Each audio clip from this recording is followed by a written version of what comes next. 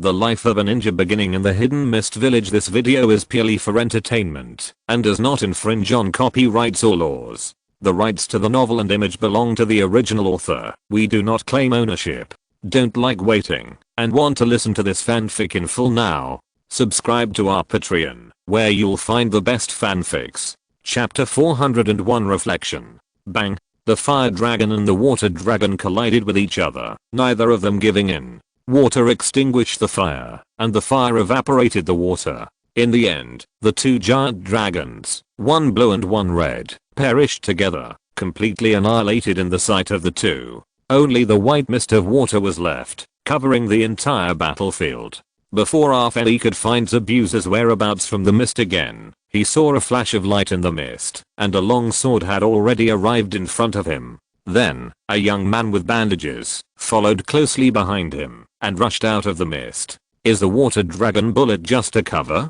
Seeing this, he snorted coldly and immediately activated the virtualization ability of his right eye. The long sword went straight into his broken mask, but it didn't hit his body at all. Then, Zabuza was seen behind the handle of the sword, passing through Arfei's illusory figure along the sword's momentum. Arfei once again used wood release to create a wooden thorn, grabbed it in his right hand, and stabbed it straight into Zabuza's vest. He aimed at the moment when Zabuza passed through his body, cancelled the ability of his right eye to become a virtual object, and chose to materialize again. Only when he materialized, his attack would be effective on the opponent. Seeing the wooden thorn getting closer and closer to Zabuza's vest, Arfei thought he had succeeded, but he saw another flash of silver light, and the long sword turned and slashed back. But it was Zabuza who also guessed that he would materialize and attack. At the moment he passed through, he changed his hand to hold the sword, and cut from bottom to top, from front to back. Swish. Arfei had just turned into a physical body, and there was no time to virtualize again. In addition, Zabuza's counterattack was too sudden and fast, far beyond his imagination, and he couldn't dodge at all. In just a moment, the sharp long sword cut his right arm and the wooden thorn in his hand to the ground. Hiss, the severe pain made him take a breath of cold air. He forced himself to cheer up, reactivated the ability to virtualize, and immediately sank into the stratum. He was a little careless. He shouldn't have chosen to attack this strong man of physical skills at close range. After years of hard training and mastering many powerful skills, he began to become arrogant and conceited. After easily controlling the fourth Mizukage and playing with the Hidden Mist Village, he became even more arrogant. Now, this cruel reality has taught him a profound lesson at the cost of an arm. He underestimated the world.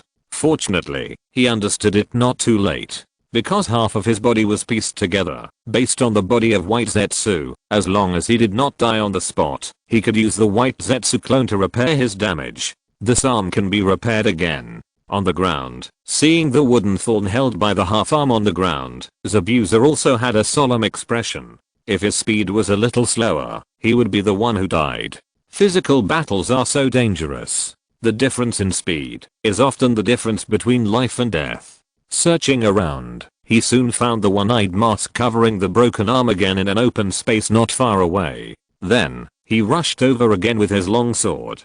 On the other side, Bei and Meditarumi hurried to the Terumi clan's base. Before they completely entered the Terumi clan's defense area, they ran into a group of hurried mist ninjas. Both sides were stunned for a moment. Just as Bei gritted his teeth and took out the senbon to prepare for action, a cry of surprise broke out from the group of mist ninjas on the opposite side. Look, isn't that Meditarumi? Yes, it's really the master. The master is indeed a genius. He can escape from prison alone. Listening to everyone talking, Meditarumi signaled Bei to put her down and asked loudly, "Who are you? Why are you here?" Then, one of the crowd came out and saluted. "Hello, Meditarumi. We received a message from a companion saying that you escaped and came to pick you up." "Okay." Meditarumi nodded and said anxiously, "Two of my companions were stopped by the enemy in the back. You go to support them quickly. There are about 100 people in front of them. If they are enemies, they can just take action directly without being so polite." Therefore, she can confirm that these mist ninjas are indeed from Terumi's line and are her own people.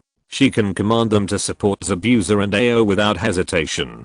After all, the ability of the one-eyed mask is too weird. It is hard for her not to worry about the two of them. Beside him, Bei whispered, "Master Terumi Mei, since someone is here to pick you up, I don't need to escort you. I'll lead them and go back to support Mr. Zabuza and the others." If it weren't for Zabuza's order, he would not have been willing to escort Terumi Mei to escape. He wanted to fight with Zabuza and live and die together.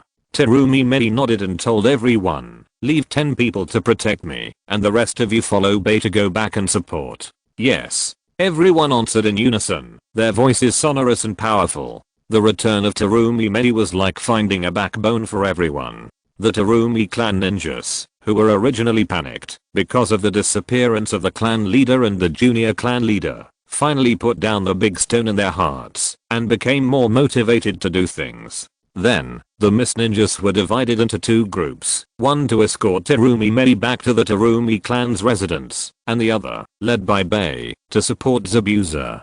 On the other side, Ju, who had just transformed and rushed to Terumi's house to report the news, saw a staggering eye-masked Miss Ninja on his way back. It was he who transformed and disguised to inform Terumi's family of the news that Terumi Mei had escaped. The purpose was to let Terumi's family send people to support, give a reasonable excuse to let Terumi Mei go, and let Terumi Mei successfully escape. Because Afei said that he wanted to keep Terumi Mei until the end. That little girl can't move, this guy should be fine, right?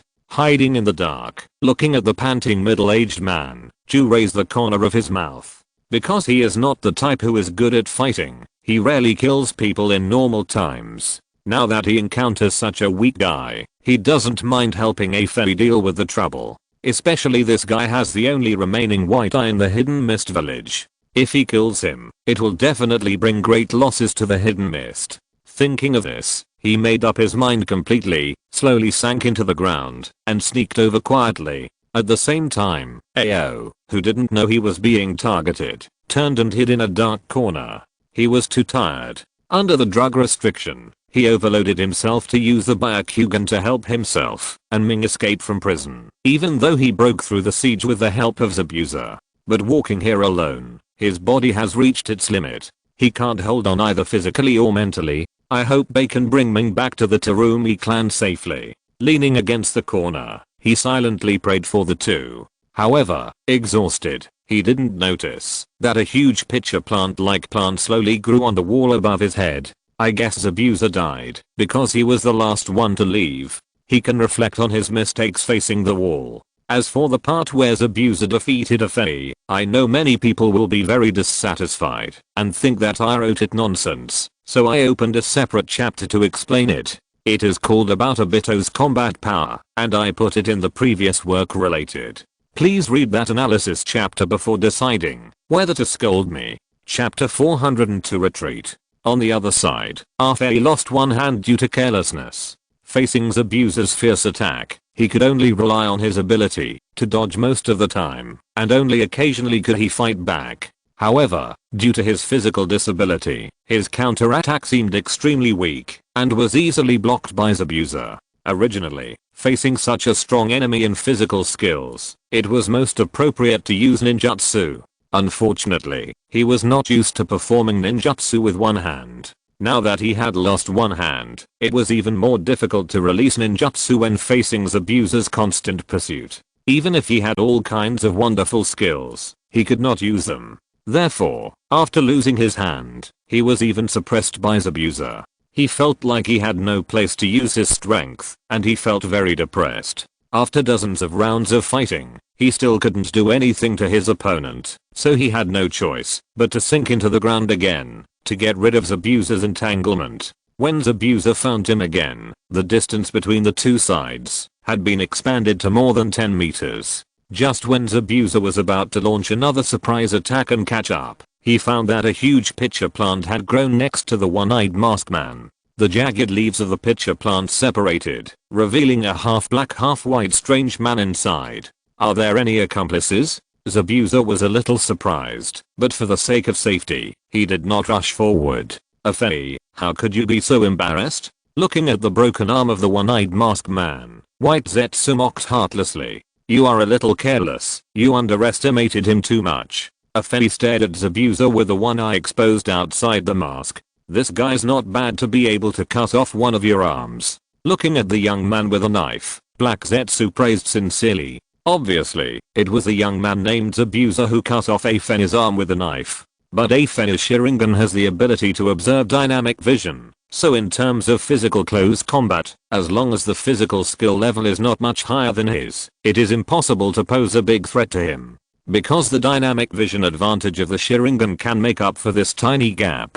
Only when the level of physical skills completely overwhelms Afei can such a result be achieved. Although Afei is not best at physical skills, but with the ability of the right eye to virtualize, he is considered a good close combat player even in the ninja world. But even so, one of his arms was cut off. It is enough to show how profound and terrifying the attainments of the man in front of him are in physical skills or swordsmanship. By the way, I just helped you solve one on the way back. You won't blame me, right? Black Zetsu said meaningfully and took out a bloody ball from his back and threw it in front of Afei. This is. Afei looked closely and found that it was a human head. After carefully identifying it, he saw the slightly familiar eye patch on the right eye and finally recognized that it was the head of the white eye killer. He glanced at Zabuza on the other side and then slowly said, if you take out this head after I kill that guy, I think I will be very angry. But now, it has helped me a lot. Originally, he planned to kill Zabuza who was responsible for the rear guard, but he was careless for a moment. Not only did he not kill him, but he also had his hand cut off. After that, he was forced to retreat step by step and was in a miserable state. His previous threats of revenge became a joke. Now, Black Zetsu killed King just to help him realize his wish for revenge. Although it was not killed by his own hands, it was a bit regrettable, but it was much better than returning empty-handed. It was also an explanation to himself. What are you going to do with this guy? White Zetsu pointed at Zabuza who was cautious and alert not far away, and said casually, I broke one of my hands. I can't kill him, and he can't do anything to me. There is no point in fighting. Let's leave it for next time. Afei shook his head. His tone was quite helpless. With the ability of his right eye to turn into a virtual object, as long as he stopped taking risks like before, there would be no danger. But he only had one hand left, which was not very convenient for close combat or long-range attack, and there was almost no possibility of killing the opponent. Continuing to fight would only be a waste of time. At this moment, a call came from not far away. Mr. Zabuza, Mr. Zabuza. Hearing Bei's voice in the call, Zabuza immediately responded loudly, I'm here. Then, the three people on the battlefield saw dozens of figures quickly passing through the ruined houses and rushing straight over. Their reinforcements are here too. It seems that we have no choice but to leave. Black Zetsu looked at Afei next to him with a playful look. Ignoring his joke, Afei looked deeply at Zabuza on the opposite side and then activated the ability of his right eye to open a vortex of the void in front of him. Immediately, his figure was seen, like green smoke moving with the wind, slowly being sucked in by the wind. Seeing this, Black Zetsu also put away the large serrated leaves on both sides of his body and then sank into the ground and disappeared. Zabuza, who was not far away, had no time to stop them and could only watch the two people leave calmly and finally put away his long sword helplessly. The way the two people left was too strange, and there was no way for him to track them, even if he wanted to. He was not the type who was good at tracking. At the same time, the dozens of Miss Ninjas also joined him. I'm relieved to see that you're okay. Seeing that Zabuza was safe and sound, Bei finally breathed a sigh of relief. Didn't I ask you to escort Ming and the others? Why are you back? Looking at the handsome boy in front of him, Zabuza asked with a little dissatisfaction. Seeing that he was unhappy, Bei hurriedly explained, on the way to escort Lady Terumi Mei back, I happened to meet the Terumi tribe members who came to support, so I handed Lady Terumi Mei over to their care. These friends are all here to support under the order of Lady Terumi Mei. However, on the way back, we. Seeing that he was hesitant to speak, Zabuza put his sword back into the sheath and said impatiently, if you have something to say, just say it. If you don't want to say it, don't say it. We found a headless corpse on the way back. Bei lowered his voice and said carefully and gestured to the people behind him. Then, he saw everyone make way, and 2 mist ninjas came up carrying a corpse. Looking at the familiar clothes, Zabuza couldn't help but feel a sense of foreboding. He rushed up and immediately pulled off the clothes of the corpse, only to see a huge scar on the chest of the headless corpse. He recognized it at a glance. It was the fatal wound that Ao suffered when their team was retrieving the Three Tails Jinchuriki. There was no doubt that the headless corpse was his former captain, Ao. At the same time, in the waters of the Land of Water, a young ninja slowly descended from the sky to the surface of the water, and then staggered onto the central island. I will post one more chapter today. I'm tired of being urged by you. Qishuang is late. Chapter 403 Bear Meat. Walking onto the beach, the young man found a shady spot, his legs softened, and he lay down. I'm so tired, he complained weakly, while lying under the shade of the tree. That was Qishuang, who hurried back to the hidden mist village from the Ryochi cave. He used the levitation technique to set off from the southwest of the continent, crossed the southern part of the Land of Fire, and flew over the sea. In the middle, he basically didn't rest except for stopping to replenish water and food.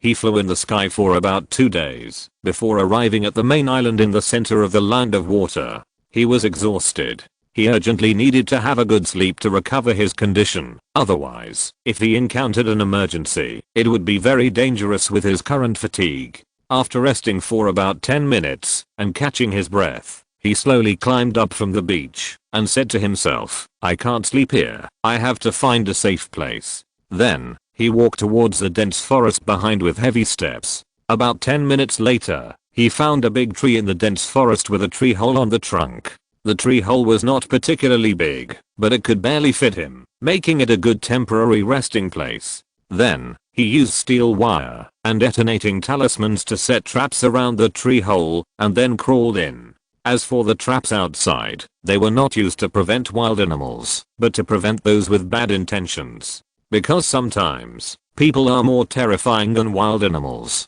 He didn't want to be harvested in his dream. Especially in this tired state, his sleep would be deeper than usual, and his vigilance would be greatly reduced. If he didn't prepare in advance, he would not dare to sleep in the wild. He didn't know how long he had slept, and he heard a strange roar in a daze. He opened his eyes blankly, and looked out of the tree hole carefully. Only then did he find that it was a brown bear wailing outside. The steel wire traps entangled one of its front legs and one of its hind legs and deeply tightened into the flesh, making it unable to move. For a moment, blood flowed, dyeing a large area of the grass under it red.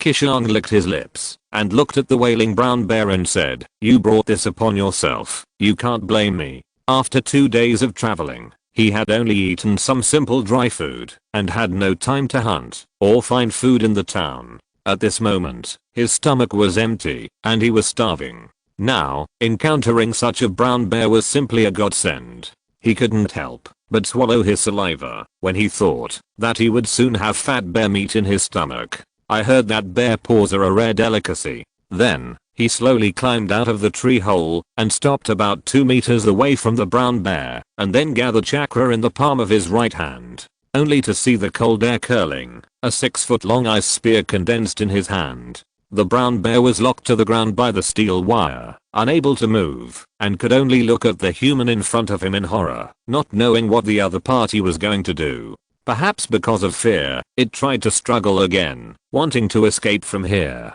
However, the steel wire was deeply embedded in the flesh. This struggle not only failed to break free from the restraints on the legs, but made the steel wire embed deeper and deeper, causing it to scream in pain. Qishuang saw the moment when the brown bear opened its mouth to wail and thrust the 6-foot-long spear in his hand, stabbing it all the way in. Kill. He shouted softly, twisted the spear slightly, and immediately saw several ice spikes on the brown bear's head burst out of the body. Then, the huge body of the brown bear fell to the ground with a bang and stopped breathing in a series of convulsions. This is another form of heavy rain ice skill. Or in other words, it is another way of using it derived from the technique of mixing ice and water. He mixed ice and water to make the ice spear in his hand. After inserting the ice spear into the brown bear's mouth, he used the principle of ice expansion to condense the water hidden in the ice spear into ice spikes. From the inside of the brown bear's fragile body, a fatal blow was caused.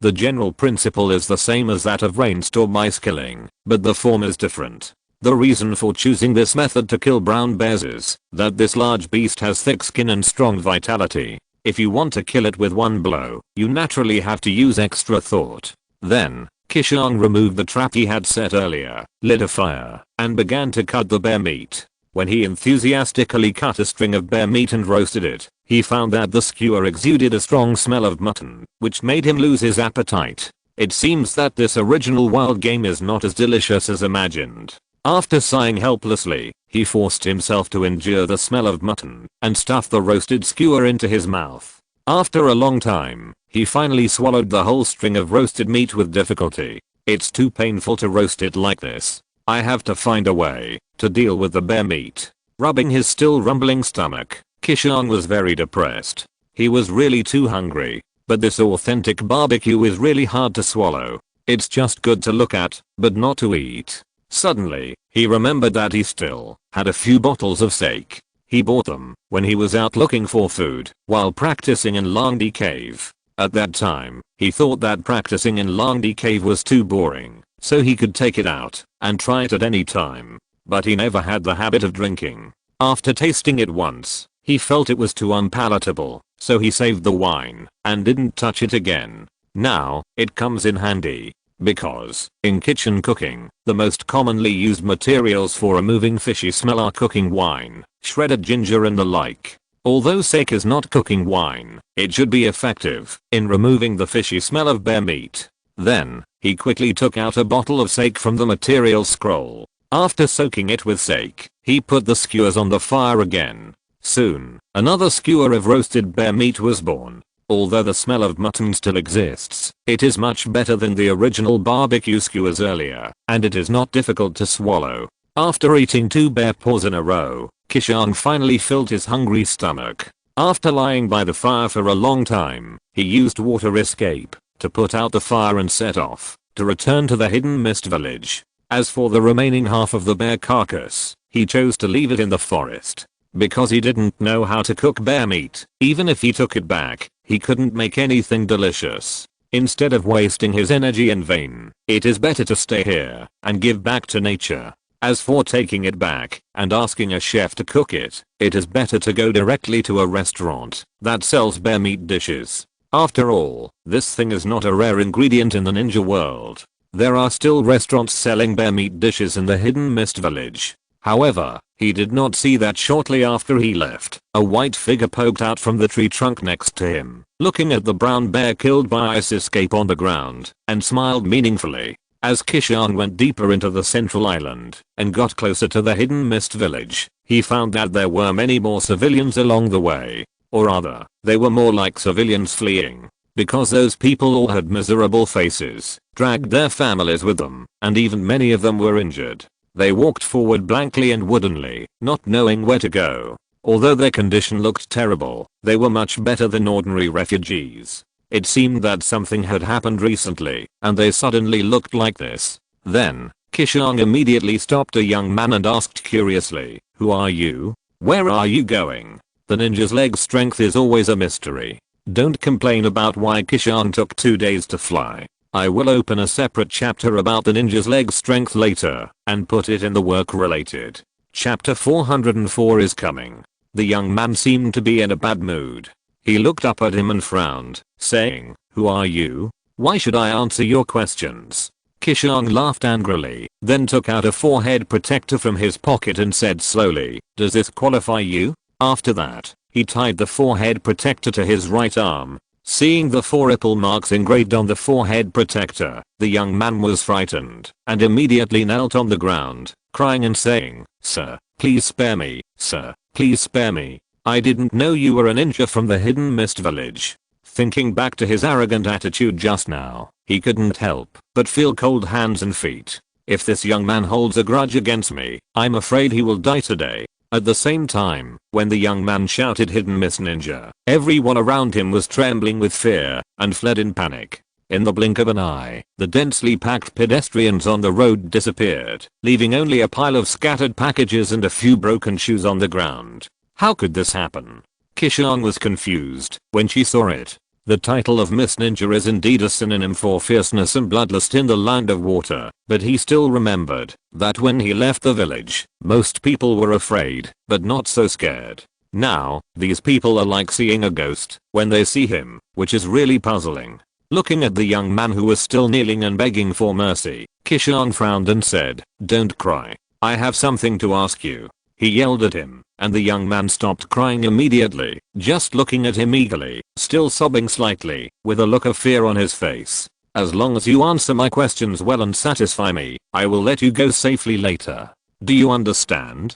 Qishuang stared into his eyes and said, "I understand, I understand." The young man nodded repeatedly, and then burst into laughter. Then, Qishuang asked solemnly, "Now, I want you to tell me, who are you all? Where are you going? And why did those people just run away?" The young man swallowed and said nervously, "We are residents of the Hidden Mist Village. We just came out of the Hidden Mist Village recently. As for where to go, we don't have a clear goal. We are just wandering aimlessly. As for those people just now," he glanced at the mess on the road and said carefully, They are naturally afraid of you, Your Majesty, so they fled here." In order to avoid angering the young mist ninja in front of him, he was quick-witted and slightly beautified the fear of the crowd, changing it to fear of the other party's majesty. But Qishuang didn't buy it, because he never believed that those people fled here because they were afraid of his bullshit majesty. He would rather believe that those people were afraid of him for other reasons. Then, he frowned and asked the young man again in a stern voice, "Tell me the truth, why are those people afraid of me?" Seeing that his flattery was ineffective, the young mist ninja became furious. The young man was so scared that his crotch was immediately wet. "Speak!" Qishuang shouted again. The young man immediately cried, "Sir, aren't you asking, even though you know the answer? The night before yesterday, a war broke out in the Hidden Mist Village, with corpses everywhere, and blood flowing like a river. We finally escaped from it, and seeing you again, how can we not be afraid? Please spare my life, sir, spare my life." Qishuang was shocked when he heard it. No wonder these people looked like refugees, and some of them were injured. It turned out that they fled to avoid the war in the Hidden Mist Village. No wonder they were so scared when they heard the name of Hidden Mist Ninja. After all, they were afraid that he would kill them. Then, he dismissed the young man who was begging for mercy, saying, "Okay, there's nothing for you here. You can leave now." "Really?" The young man looked up and asked him with a look of surprise. "If you don't want to leave, then don't leave." Qishuang raised her eyebrows and threatened deliberately, "No, no, no. I'll leave now, right away." The young man waved his hands repeatedly, rolled and crawled, and went into the grove next to him without looking back, and disappeared in the blink of an eye. Qishuang shook her head repeatedly, and then accelerated back to the Hidden Mist Village. The war that the young man was talking about was probably a full-scale war between the three forces of Kazuna, Terumi, and Hoshigaki in the Hidden Mist Village.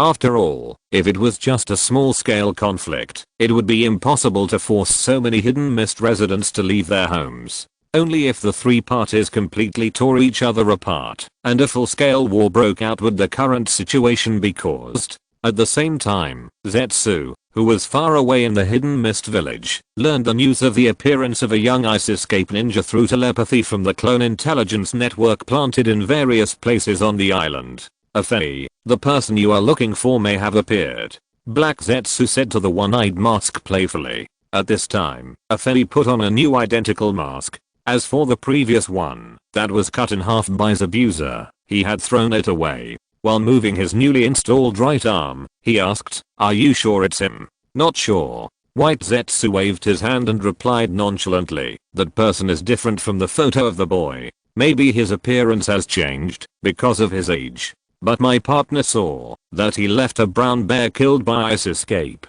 Obviously, he has the power of ice escape.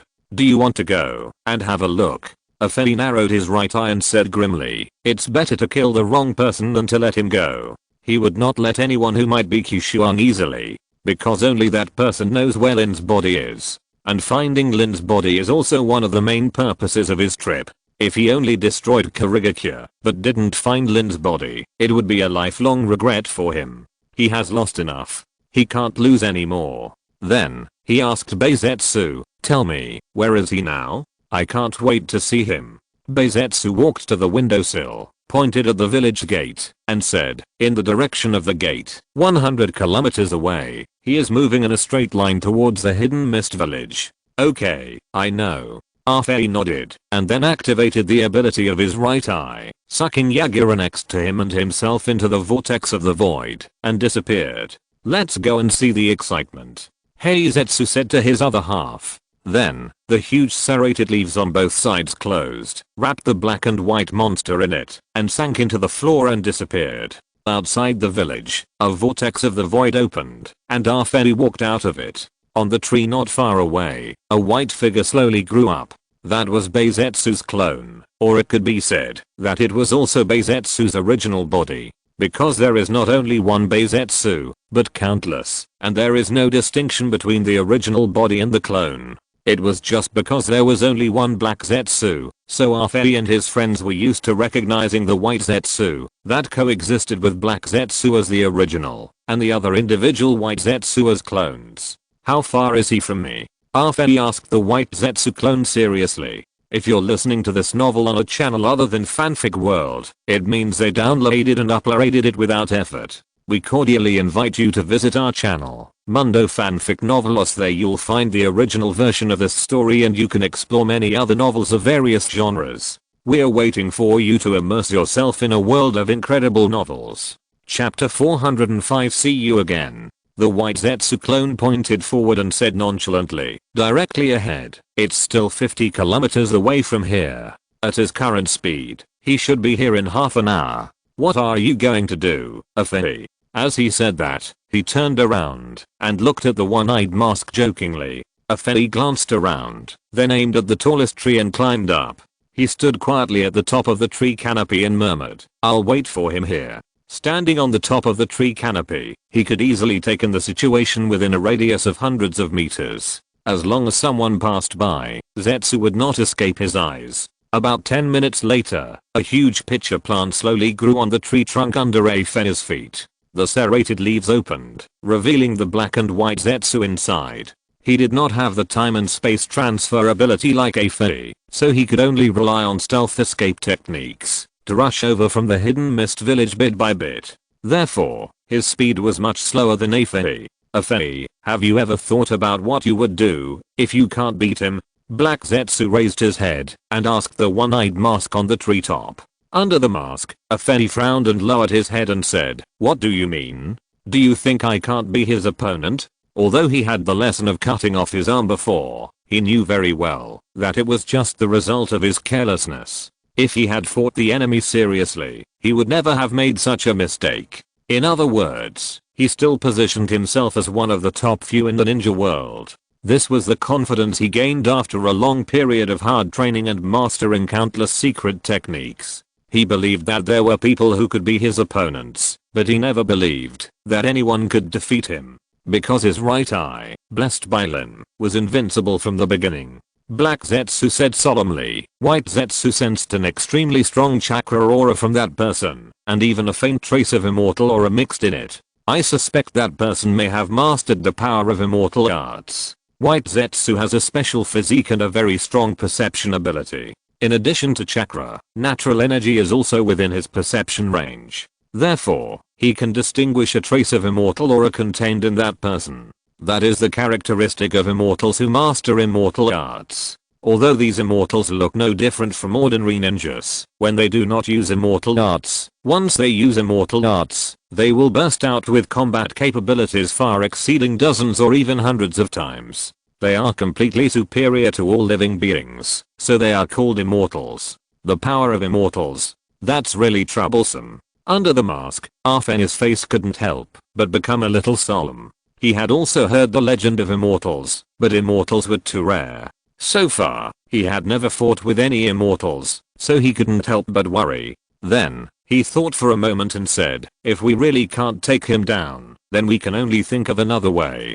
Today, he is no longer the impetuous boy he used to be. He has learned to be patient and has enough patience to slowly achieve his goals step by step. He will never be discouraged and depressed because of a temporary failure. I don't know how long it has been, but Zetsu on the tree trunk suddenly raised his head and looked straight ahead. The white half of his body whispered, "He's here." Then, a fairy, who was standing on the top of the tree canopy, saw a white figure rushing from the other end of the road at the end of the horizon. A fairy immediately activated the right Sharingan, opened a void vortex, and sucked himself in. Then Zetsu saw the void vortex on the road next to him open again, and the familiar one-eyed mask walked out of the vortex again. On the other side, Qishuang rushed along the road and moved towards the hidden mist village at a high speed. Soon, he saw a vague figure blocking the middle of the road at the end of the road. At first, he didn't care and was going to go around, but as the distance got closer, he realized that it was a one-eyed masked man with an orange vortex pattern.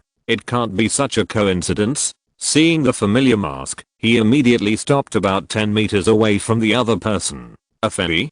Qishuang? The two of them called out tentatively. At the same time, after hearing each other's name, they were surprised and fell into a brief silence. Obviously, they were both interested in each other. Long before this meeting, they had inquired about each other. After a long while, a fairy narrowed his eyes and asked, "Where did you hide, Lin?"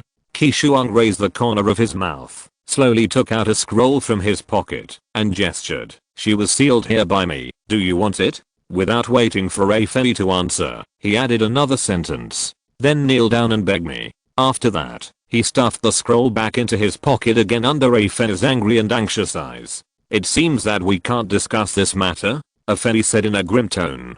Qishuang sneered. "You have made our Kirigakure a mess, and you still want me to return Nohara to you. Isn't it too beautiful? Today's Kirigakure, the rules are broken, the order is gone, countless people are displaced, and it has become a chaotic battlefield. Although there are reasons for his inaction, the more important reason is still from Mayfair's revenge. After all, there is only 1,000 days of thieves in this world, but there is no reason to guard against thieves for 1,000 days. Qishuang staying in Kirigakure can prevent a fairy once or twice, but it can't prevent a fairy for a lifetime. As long as a fairy's hatred for Kirigakure has not disappeared, he will spare no effort to retaliate against Kirigakure. With the time and space ability of his main Jiki Sharingan, the other party can come and go freely, no one can stop him, and he can always find an opportunity to retaliate in Kirigakure. Therefore, Qishuang chose to let it go. He wants to use the fire of revenge of a fairy to burn the old order of Kirigakure, then expel a fairy and rebuild Kirigakure. It's not difficult to defeat a fairy, but how to kill him is difficult. With his unique right eye, a fairy is one of the hardest people to kill in the world. Once he bites Kirigakure like a mad dog, it will be uncomfortable. Now, Nohara is the trump card that Qishuang holds to threaten a fairy, so he can't give it back so easily. Especially after he confirmed that he really can't kill a fairy. The value of Nohara's card is even more important. He must maximize the value of this card. Now, he will try to kill a fairy and get rid of the trouble forever. As for the reason why a fairy appeared here, he knew very well that the other party also wanted to kill him and didn't want to pay any price to snatch Nohara back. In other words, they both have the idea of fighting first and then considering the deal. After all, the weak are only worthy of being plundered by the strong. Only the strong are qualified to negotiate deals with the strong. Chapter 406 Confrontation. Rejected. Arfei quickly formed a set of hand seals, took a deep breath, and puffed up his chest. Fire style, Storm Dance. He opened his mouth and spurted out a long fire snake, and with the help of the space-time ability of his right eye, he opened a vortex of void that continued to spread outward in front of him. Under the distortion of the power of space-time, the red fire snake suddenly turned into a fire tornado that was getting bigger and bigger. In just a blink of an eye, the fire tornado arrived in front of Qishuang with a scorching air wave and a smell of burnt dead leaves on the roadside. At this time, the maximum diameter of the fire tornado had expanded to nearly 20 meters. All the escape routes on his left and right sides, as well as above and in front of him, were blocked, leaving only one way to retreat. But Qishuang did not choose to retreat, but just stood there and calmly opened the ice-style chakra mode. Because he knew that Afei's technique sometimes distorted the power of space and transmitted it, and its invasion speed must be faster than his retreat to avoid it. Retreating would only make him unable to retreat. There was no other way, except to block it with the technique. Moreover, he believed in the defensive ability of his technique. Then, under the curious gazes of Black Zetsu and the other White Zetsu, the huge fire tornado submerged Qishuang in a sea of fire with an unstoppable attitude. While the flames were still not dissipated, Afei rushed up immediately under the cover of the sea of fire. Because he knew clearly that this fire tornado alone was not enough to defeat that person. Then, he gathered chakra to his right arm, and then pinched his left hand, opened his right hand, and aimed at the shadowy figure in the flames. Would release Hell's chaos immediately. His right hand turned into a bunch of tangled vines, like a brown dragon, rushing straight towards the gradually clear white figure. The man seemed to be scared, and had no intention of dodging at all. He was easily entangled by the vines transformed by his right arm. Die. Afei gritted his teeth and shouted angrily. Immediately, the intertwined vines trapped the white figure in them, and then the vines twisted a few more times like twisting a dough twist, seemingly slowly but actually quickly. There was only a creaking sound, like the sound of human bones being slowly crushed and cracked. Under the mask, Afei couldn't help but curl up the corners of his mouth. In terms of the human body's ability to resist pressure, it is simply unable to withstand such a terrifying strangling force. You know, the first generation Hokage, Senju Hashirama, could easily use his power to subdue the tailed beasts with his wood escape technique. Although his wood escape technique is not as good as the first generation Hokage, it is not a trick that can be easily resisted by anyone. However, as the vines twisted tighter and tighter, the scene that Afei expected the man to be crushed into meat did not appear at all. It was just that in the creaking sound, there were gradually more noises. It didn't sound like the sound of human bones being crushed, but more like the sound of trees breaking and shattering. Snap, snap, snap. When Afei just realized this, he saw the vines strangling Qishuang, breaking into two pieces one after another with a crackling sound. Qishuang was covered with a layer of light white light, and escaped from the vines intact. It was not until then that he finally understood that the opponent's defense ability far exceeded the power of his vines to strangle him, and he was not afraid of his vines to strangle him. No wonder he did not avoid his vines, and was caught by him so easily. No matter how strong your defense is, you are just a piece of trash to be beaten. He snorted coldly, and rushed up again. With the help of the Sharingan, he could clearly see that Qishuang's body was covered with a layer of ice escape chakra. There is no doubt that it was the source of the opponent's strong defense ability. Obviously, it was an unknown powerful defensive technique. But no matter how strong the defensive ability of that technique is, it is impossible to block his Sharingan illusion. Because the illusion of the Sharingan is only transmitted through vision, it can ignore this defensive technique. Or, just suck the abominable guy who desecrated Len's body into the Sharingan's alternate dimension and trap him for 10 days or half a month. By then, without food or water, even a lion will become a lamb.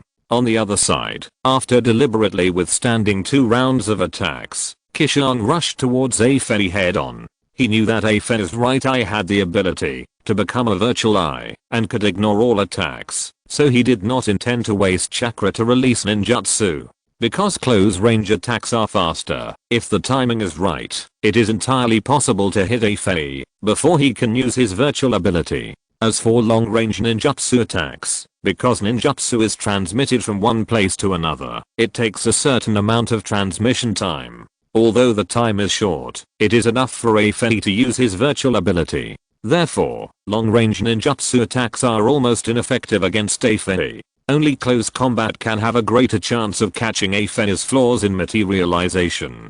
Although Qishuang himself is not an expert in physical skills, because of the ice release chakra mode on his body, he does not need to worry about the opponent's counter-attack, or defend against the opponent's attack. All he needs to do is attack. In the blink of an eye, the distance between the two was less than 2 meters. Afei quickly gathered chakra to his right eye, and immediately saw the 3 black magatama in his red right eye, spinning rapidly around the pupil in the middle. At the moment, when the two people's eyes met, he decisively used the power of the Sharingan.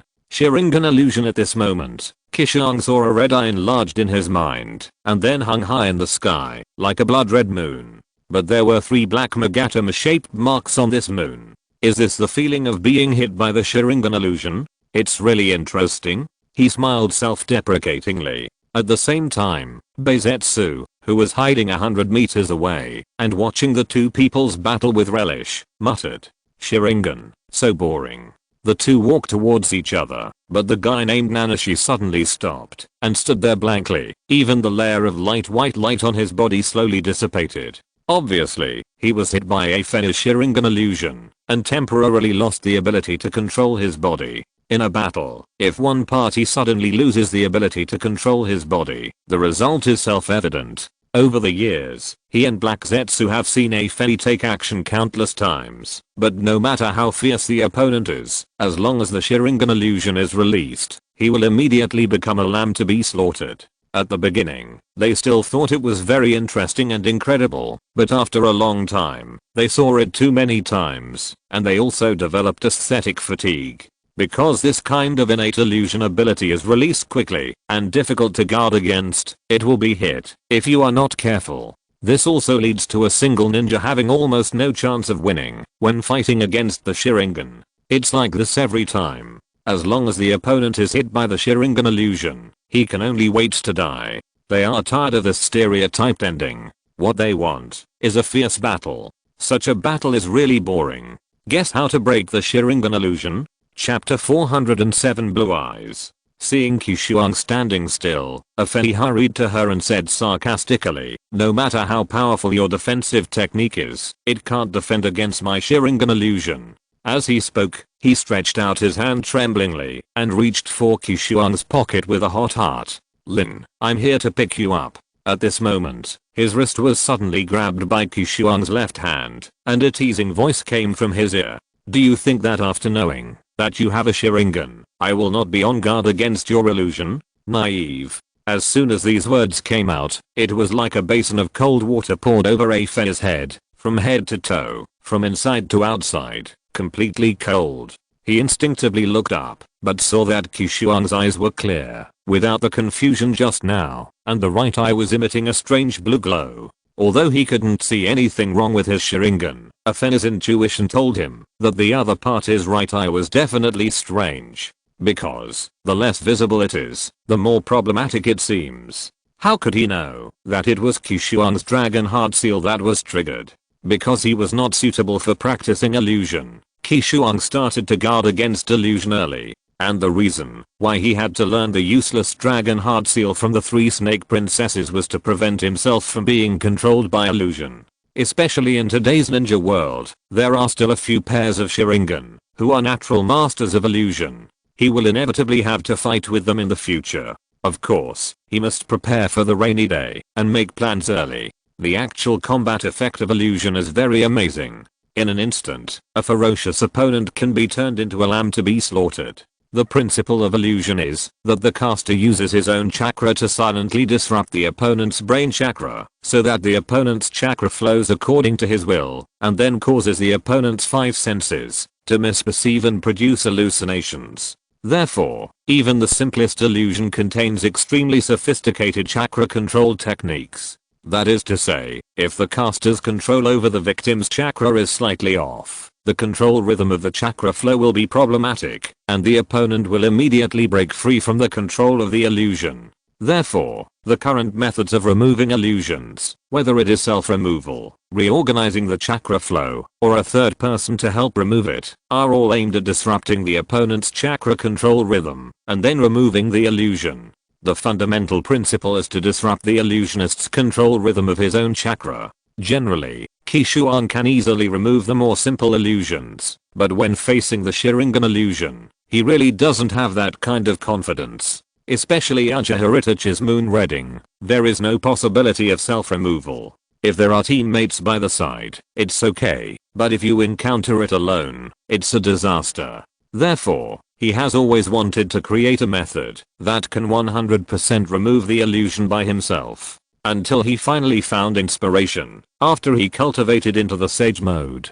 Because there is a cognitive gap between sages and ordinary people in natural energy. Therefore, ordinary illusionists can never control natural energy, and they can't even feel natural energy at all, so naturally they have no way to start. As a sage, Qishuang will have a little natural energy left in his body, even when he has not entered the sage state. Although it is not much, it is enough to interfere with the illusionist's control of chakra. He found a third-party source of power to remove the illusion, but new problems followed. When he was controlled by the illusion, he had a great misconception. If the opponent fabricated his control over his own power, it would be difficult for him to mobilize natural energy to remove the illusion for himself. In order to ensure that he could remove the illusion quickly and immediately, he needed a passive method to mobilize natural energy to remove the illusion.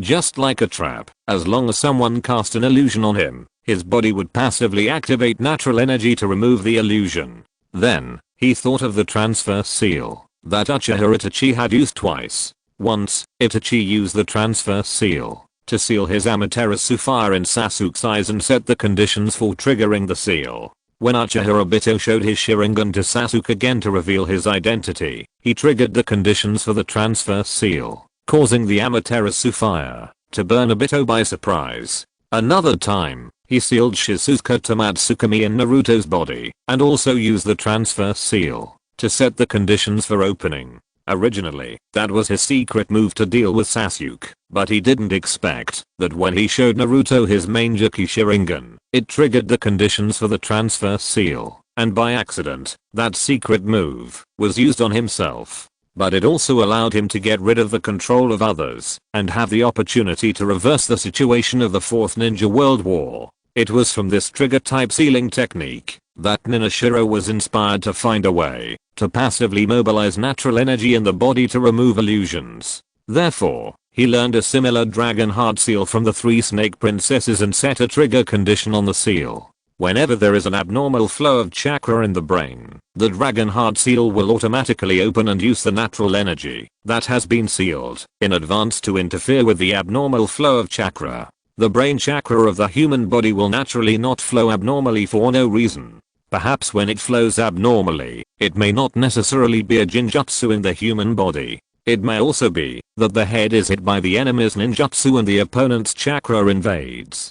But on the other hand, if the human body is hit by a jinjutsu, the brain chakra will inevitably flow abnormally. Because the human brain is the information terminal that receives all information and makes judgments, and it is also the source of jinjutsu illusions. Therefore, the opening condition set by Qishuang for the Dragon Heart Seal will be triggered by all jinjutsu. So far, except for the legendary Infinite Moon Reading, he is no longer afraid of any jinjutsu. And his right eye with a blue glow is exactly where the Dragon Heart Seal is located. Whenever the seal is triggered, his right eye will emit a blue glow, which is exactly the same color as his blue fairy mask. The reason why after he felt that Qishuang's right eye was very strange, but he couldn't see what it was because of the natural energy barrier. Then, Qishuang, who had already escaped from the control of the illusion, mobilized chakra to seep out of the skin again, forming a layer of light white glittering glow on the surface of the body.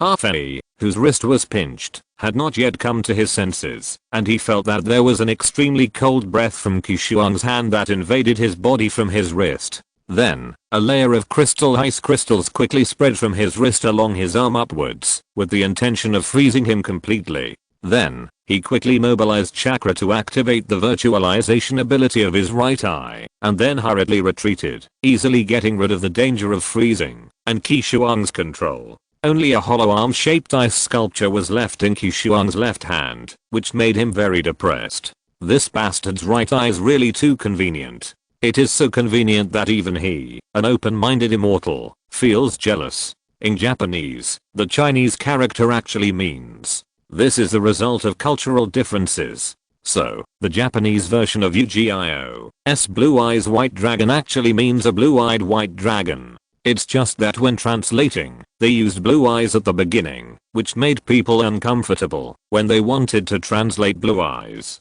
Chapter 408 Stalemate. At the same time, Black Zetsu and White Zetsu outside the arena were also shocked to see this scene. Originally, they thought that being hit by the Sharingan illusion would determine the outcome, but they didn't expect to encounter an accident today. Although the Sharingan illusion can be solved, they have seen with their own eyes that someone solved the illusion in the battle with a Fei, but it takes time to solve the illusion. Those who solved the illusion were hit by a Fei's fatal attack before they got rid of the illusion. Solving the illusion is just to make your death more clear.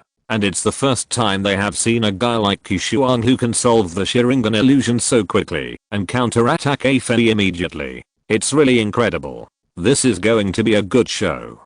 Hehe. Looking at a Fei who retreated in a hurry, Black Zetsu laughed creepily. Judging from the current situation, the guy named Qishuang has a very strong defense and is not afraid of illusions. No matter who encounters him, it will be a headache. Conventional means of attack are no longer effective against him. Unless special methods or skills are used, the only way to defeat such an opponent is to compete in chakra consumption, so that he will use up all his chakra and have no fighting ability. Do you think a Fei can beat that guy? White Zetsu, who is also one with him, asked curiously. The possibility of winning is not great, but it is not impossible. Black Zetsu thought for a moment, staring at the battlefield, and continued. A Fei knows a lot of things, but his strongest offensive ability should be wood release. But even with the terrible strangling power of wood release, it still can't crush the guy's body defense, and other techniques are useless. Originally, illusion is the best way to deal with this kind of guy, but judging from the current situation, the guy doesn't seem to be afraid of illusion. I guess, even if a more advanced illusion is used, it will still be useless. Now, he only has one way left, that is to suck the guy into the Sharingan space and trap him to death. No matter how tough the guy called Nanashiro is, no matter how powerful he is, as long as he is trapped in it, he will become a prisoner sooner or later. But it's probably difficult for a Fei to suck him in. From the beginning to now, the guy called Nanashiro has not made much move and has always looked confident, which makes people look up to him. Therefore, Black Zetsu guessed that it would be difficult for a Fei to easily suck him into the Sharingan space, like he did with other people. However, even if Fei's tactic still failed, he would not be in danger of his life, because his right eye could ignore all attacks. On the battlefield, Fei retreated in a hurry, while thinking quickly about everything he had just seen. Because the two sides were very close, he finally used his Sharingan to see the changes in the light white glow on Nanafrost's body. After thinking and comparing for a while, he confirmed that it was very similar to the lightning release chakra mode used by the 4th Raikage of the Hidden Cloud Village. It is said that this was the result of the Hidden Cloud Village's research on the chakra coat of the Jinchuriki's tailed beast. The 3rd Raikage even won the reputation of the strongest spear and the strongest shield with this technique. In other words, the defensive technique of the layer of defense on Nanafrost's body is at the same level as the tailed beast Jinchuriki. No wonder his wood release strangulation would have no effect at all. Because, so far, no one has ever heard of anyone breaking the record of the Jinchuriki's tailed beast defense. As for his arm being frozen before, it was probably the passive counter-attack effect of the defensive spell on the opponent's body surface. Therefore, he did not see the opponent make any seals or mobilize chakra to cast spells. Seeing Fei retreating in a hurry, Qishuang did not chase him, but slowly made seals and said, "You have had enough fun, now it's my turn. Ice release, ice sealing technique." Before he finished speaking, he saw ice condensing under his feet, and it quickly spread in all directions with his foothold as a center. In just a blink of an eye, the area of nearly 100 meters was covered by a thick layer of ice crystals, like a white carpet. The dead grass and broken wood on the ground were frozen in it, covered in silver, and even the surrounding temperature dropped several degrees, as if it was winter. Fei, who was retreating in a hurry, did not escape the range of the ice, but with the help of the virtual ability of his right eye, the ice power also had no effect on him. He stood quietly on the ice, looked at Qishuang and said coldly, "My moves are useless to you, but your moves are also useless to me." Qishuang shrugged and said, "I know, but the purpose of my use of this move is not to restrict your actions. It's for..." Before he finished speaking, Fei suddenly felt a flash in front of his eyes, and Qishuang's figure disappeared. At the same time, he heard a whirring sound of wind and a familiar tone behind his head. It's for the convenience of dealing with you. He instinctively turned his head and saw a pale white fist emitting a bright glow enlarging in his field of vision. It's too late to dodge. After coming to a conclusion instantly, Afei activated the virtualization ability of his right eye without hesitation. Then the pale white fist seemed to hit an illusion, and Qishuang passed through Afei's body with his fist.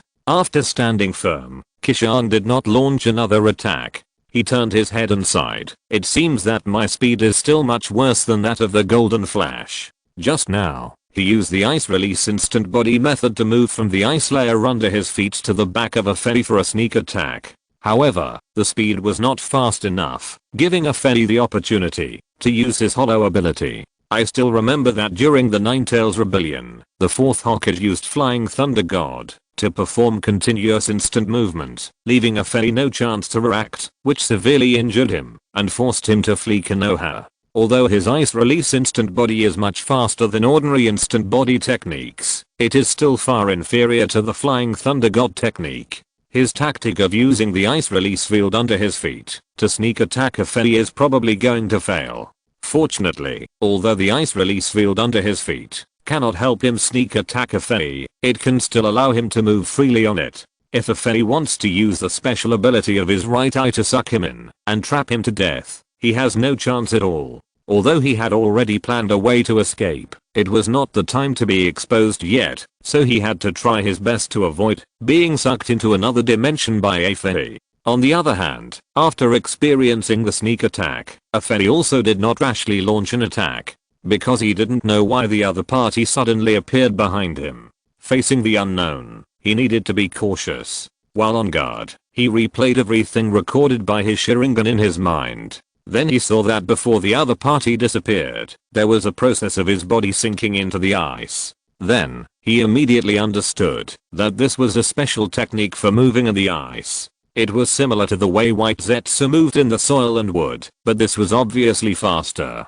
He finally understood why the other party suddenly created such a huge ice field. It turned out that it was not just for freezing himself. Chapter 409 Fake Prince. Outside the field, Black Zetsu murmured, Afei is in trouble. I didn't expect that guy to have the ability to move quickly. Although it's far inferior to the Golden Flash, it's much faster than Afei. The possibility of direct contact between the two sides is very low. In this case, it's too difficult to suck him into the Sharingan's alternate dimension.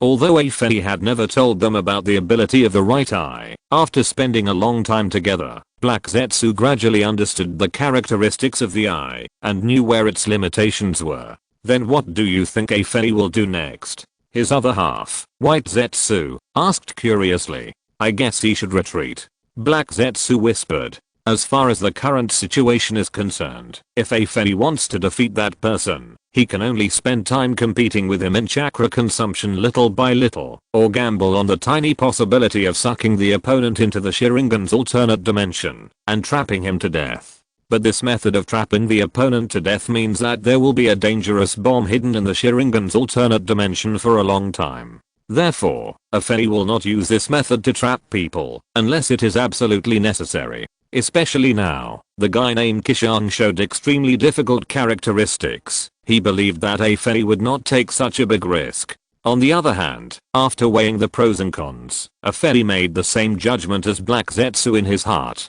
Then, he sighed and said to Qishuang, let's stop here today. I will wait for you in the Hidden Mist Village. Then we will make a thorough break. As he said, he activated the power of his right eye again and opened a vortex of void in front of him.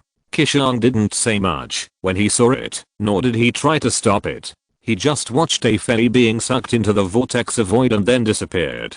Just as Afei had no way to deal with him, he was also somewhat helpless against Afei, because the ability of the right eye to become a hollow was too terrible. Unless it was unexpected, no one could hurt Afei.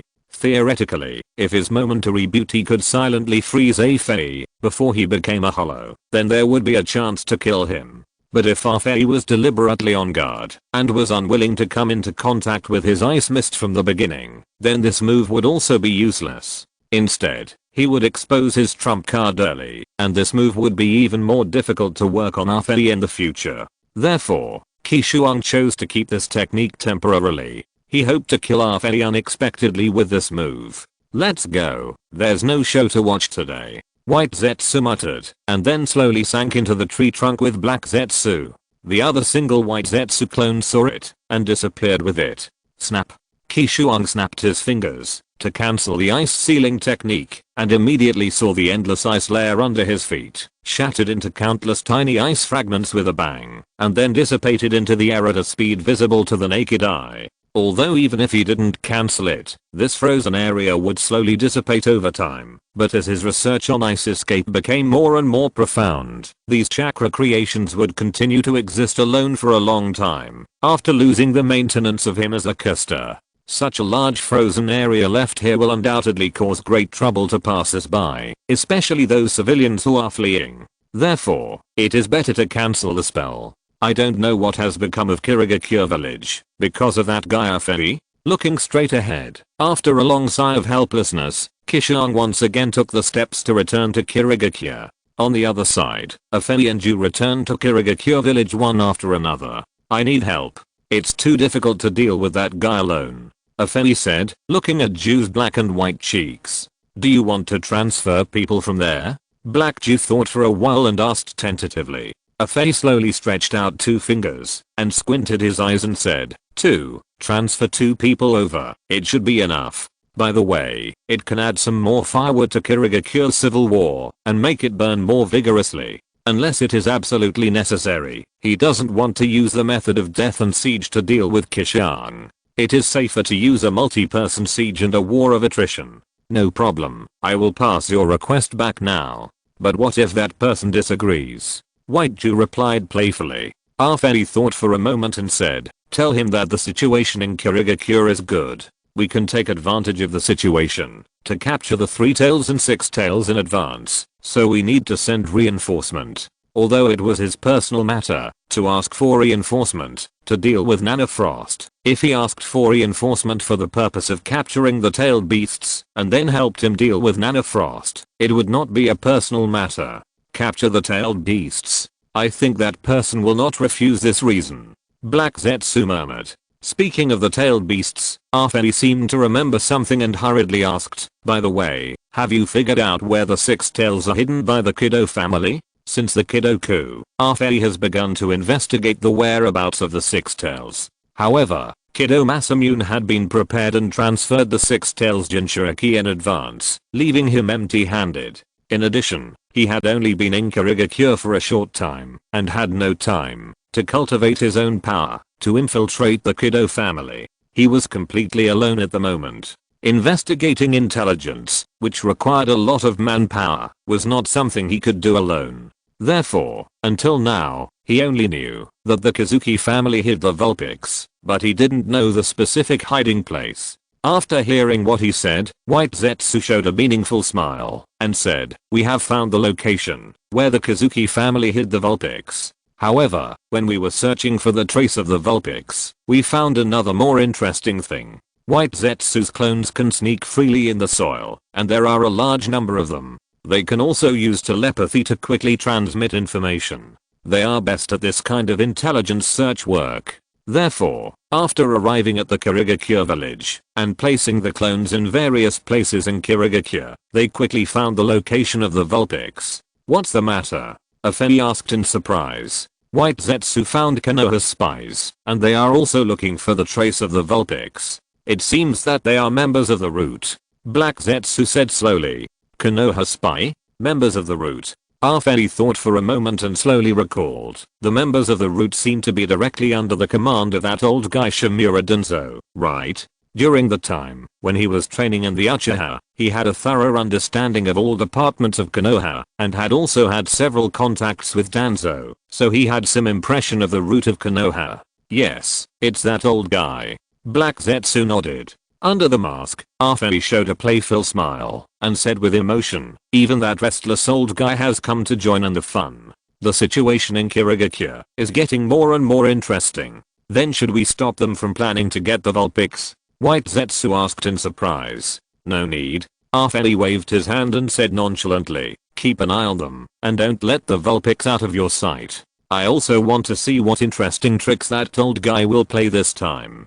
The more chaotic Kirigakure is, the more advantageous it will be for them, so he has no intention of stopping Danzo. On the other side, Qishuang looked at the dilapidated village gate at the end of the road, feeling very emotional. Finally, all the complex emotions converged into one sentence. I'm back.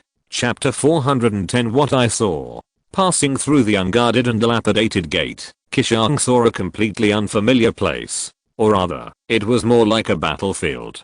Looking around, all the high-rise buildings collapsed, and only the Mizukage building in the center of the village was barely intact. As for those slightly lower houses, they also did not escape the fate of being destroyed. Most of them have become ruins, and only a few are still standing in their original places with scars. In addition, there are 3 huge gathering points with houses that look relatively intact, which are particularly eye-catching in the ruins of the Hidden Mist village. Comparing with his own memory, Qishuang quickly recognized that the 3 relatively intact gathering areas belonged to the residences of the 3 major families of Kizuna, Hoshigaki, and Terumi. They used the entire Hidden Mist village as a battlefield and turned the entire village into ruins. Only his own 1/3 acre of land was barely intact. It has to be said that it is really an irony. The former Kirigakure, although due to some special rules, the whole village seemed to be less human and lacking in vitality, but compared to other chaotic small countries, it was also a safe place to live. The whole village has no less than 500,000 permanent residents. Although it is slightly inferior to the other 4 major ninja villages, it is also one of the most prosperous villages, in the entire ninja world. But even such a prosperous city has become a depressed appearance today, which is really sad. No wonder he saw so many displaced civilians on his way back. I'm afraid that the Kirigakure now has no more than 50,000 people. Because except for those who fled Kirigakure and those who depended on the 3 major families, the rest are probably buried under these ruins. For ordinary people, the lethality of ninjas is too great. Once the war started, those civilians affected by the war died. Qishuang looked up and saw corpses everywhere, piled up one after another, and he couldn't count how many corpses there were. The battle situation in Kirigakure village was so tragic. Alas, I hope this cleansing can bring Kirigakure a brighter future. After sighing, Qishuang followed the path in his memory and went straight to the Terumi family residence. When he left Langchi Cave, Ming had already fallen into Afen's hands, and it has been almost 2 days now. At this moment, he urgently needs to go to the Terumi clan to understand the latest situation before deciding on the next course of action. Soon, before he really entered the Terumi clan's residence, he was stopped by a group of Kirigakure ninjas. Who are you? Why are you here? The leading Kirigakure ninja asked him loudly. Although the war has stopped for the time being, no one knows when it will start again. For the sake of their own heads, they dare not let down their guard. They will strictly check every unknown ninja who tries to approach the defense zone. Qishuang noticed the family emblem on his body, which was the mark of the Terumi clan, and then smiled and said, I'm a friend of your young clan leader. I heard that a civil war broke out in the village, so I hurried back to help. Who can prove your identity? The leading Terumi clan ninja did not believe his words and quietly pressed the handle of the knife. When he was asked this question suddenly, Qishuang really couldn't answer. Because they were in the same team, he and Terumi Mei had a close relationship, but he didn't have much friendship with the Terumi clan. Except for Terumi Mei, he didn't really know anyone in the Terumi clan. In addition, he had been away from the village for many years, and his appearance had changed greatly. Even if he found those who had seen him back then, it would be difficult for him to recognize him for a while. At this moment, asking him to prove his identity was really a bit difficult for him. Seeing that he couldn't say a word for a long time, the Terumi clan ninja became more suspicious. There was only a slight sound of clanging, and a shining long sword had been pulled out by him. Kill. With an order, he immediately took the lead and rushed up. The mist ninjas behind him quickly formed seals, and prepared to cast spells. Wait, I'm really your young clan leader's friend. I came back on purpose to rescue her. We're one of our own, don't rush to do it. Qishuang retreated again and again, shouting loudly, trying to stop this group of impulsive guys. Unfortunately, facing their determination, words seemed too pale and powerless. The leading Terumi clan ninja snorted coldly. Our young clan leader is a genius. He has already escaped from the predicament. Why does he need you to rescue him? After saying that, he jumped into the air with a long sword in his hand and chopped straight down at Qishuang's head. Escaped. Hearing this, Qishuang couldn't help but be stunned. In the blink of an eye, the blade of the long sword was less than an inch away from his head. Just when the Terumi ninja was filled with ecstasy, thinking that he could kill the opponent with one strike, he saw a glittering white light suddenly burst out from Nanoshuang's body, and the whole person seemed to be covered by a layer of glass covered with frost, hazy and unable to see his face clearly. Ding. The long sword chopped down on his head without any fancy moves, but he did not see the scene of brain matter and blood flying around as he expected. Instead, a strong force rebounded from the blade, almost shaking the handle of the sword off his hand. He felt like he was chopping on a diamond with a sword, and the blade could not cut into it at all. Then, he saw that at the place where the long sword touched the layer of white light on the opponent's body, a layer of crystal ice spread along the blade and came straight to his arm holding the sword. Without time to think too much, he immediately gave up the long sword and retreated in a hurry. The two Miss Ninjas following closely behind him launched a pincer attack, one in front and one behind, and almost at the same time, stabbed the long swords in their hands at the moment the leader retreated. Ding. The sound of the two knife tips stabbing each other was not in order, but almost overlapped. Like a nail falling on a stone slab, the sound was extremely crisp. However, the result was still the same as the leader who launched the attack first. Their long swords also failed to pierce Qishuang's body and were blocked by the layer of glittering white. Then, crystal ice spread upward along the tip of the knife. The knife was frozen. One person quickly abandoned the handle and retreated hurriedly, while the other tried to pull it out. Unfortunately, not only did he fail to pull out the knife, but because of the knife pulling, his action was a bit slower. When he wanted to abandon the handle, it was too late. The ice crystal spread up along the handle and immediately froze him. Quick, kill him. Seeing this scene, the leading Terumi ninja was even more frightened. A terrifying opponent who was invulnerable to swords and guns appeared. Fortunately, the two companions who were going to perform the spell behind were ready. Water style, water wave lightning style, ground movement. One person opened his mouth and spurted out a stream of blue water, while the other released a high voltage current from his hand. The two entangled and merged in mid-air, turning into a torrent of lightning, rushing towards the pale white figure. I woke up in the morning and found that I had not updated. Suddenly I remembered that I did not set a scheduled release yesterday. Chapter 411 Reunion. Facing the attack of the two, Qishuang calmly opened his right hand. Ice style, ice sealing technique. After the chakra was transformed by the nature of ice, it turned into wisps of cold smoke, which floated out from his palm and rushed towards the oncoming lightning torrent at a speed that seemed slow, but was actually fast.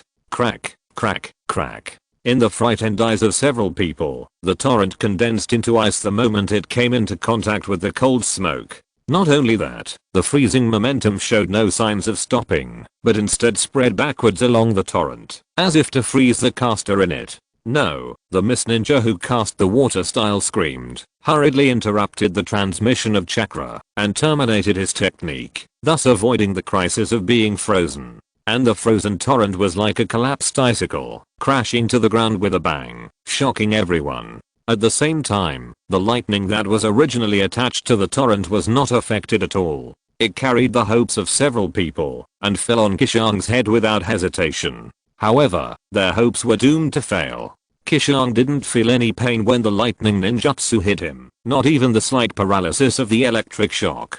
These people are too weak. Let's go together.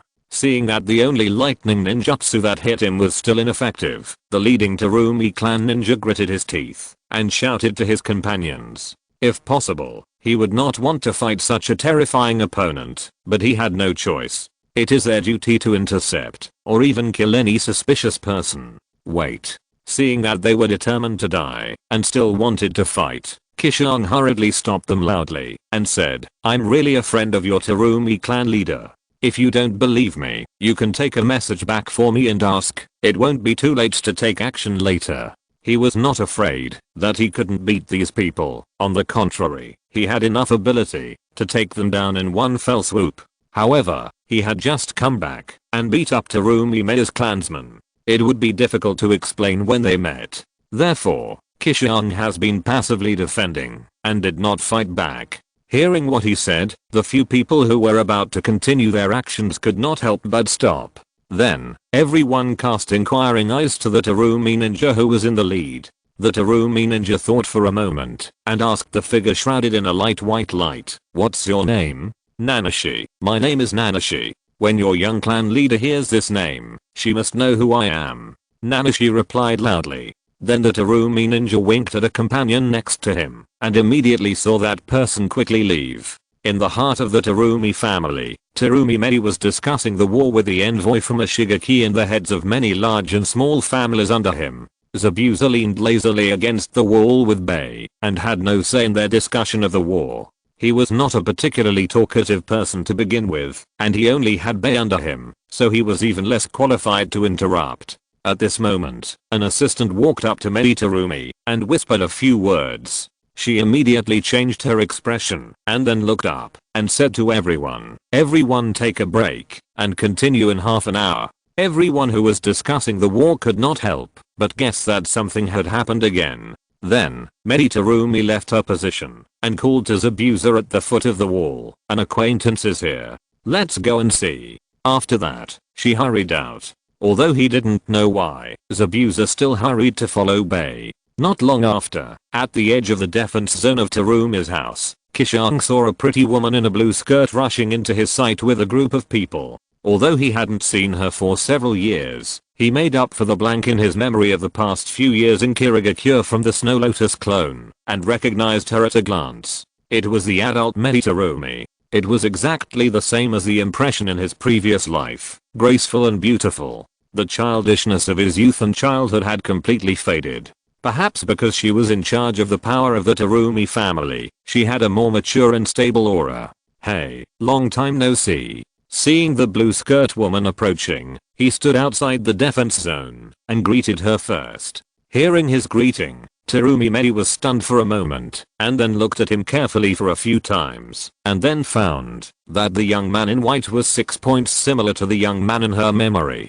Combined with the description of this person's use of ice escaped by her subordinates, she finally recognized that the person in front of her was Qishuang, who had been waiting for a long time and had never returned. It was not until then that she realized that they had not seen each other for more than 5 years. The former boy had grown into a young man, and his appearance and figure had changed greatly. If the other party had not greeted her first, she would not even be able to recognize her identity, because her memory of Qishuang still stayed in the year when she left.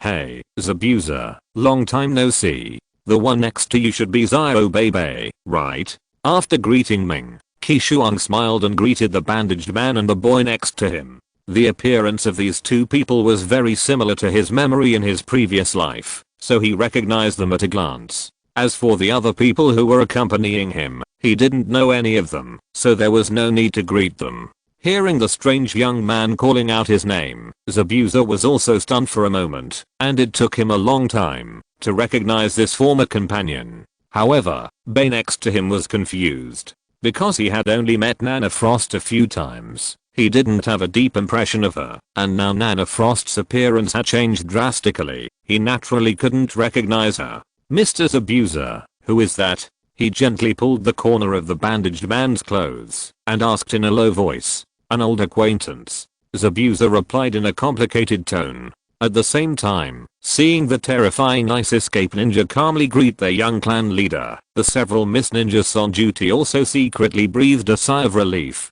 It seems that he should really be one of their own. Recognizing Nana Frost's identity, Terumi Medi was neither sad nor happy, but just said coldly, "Zabuza, lend me your sword."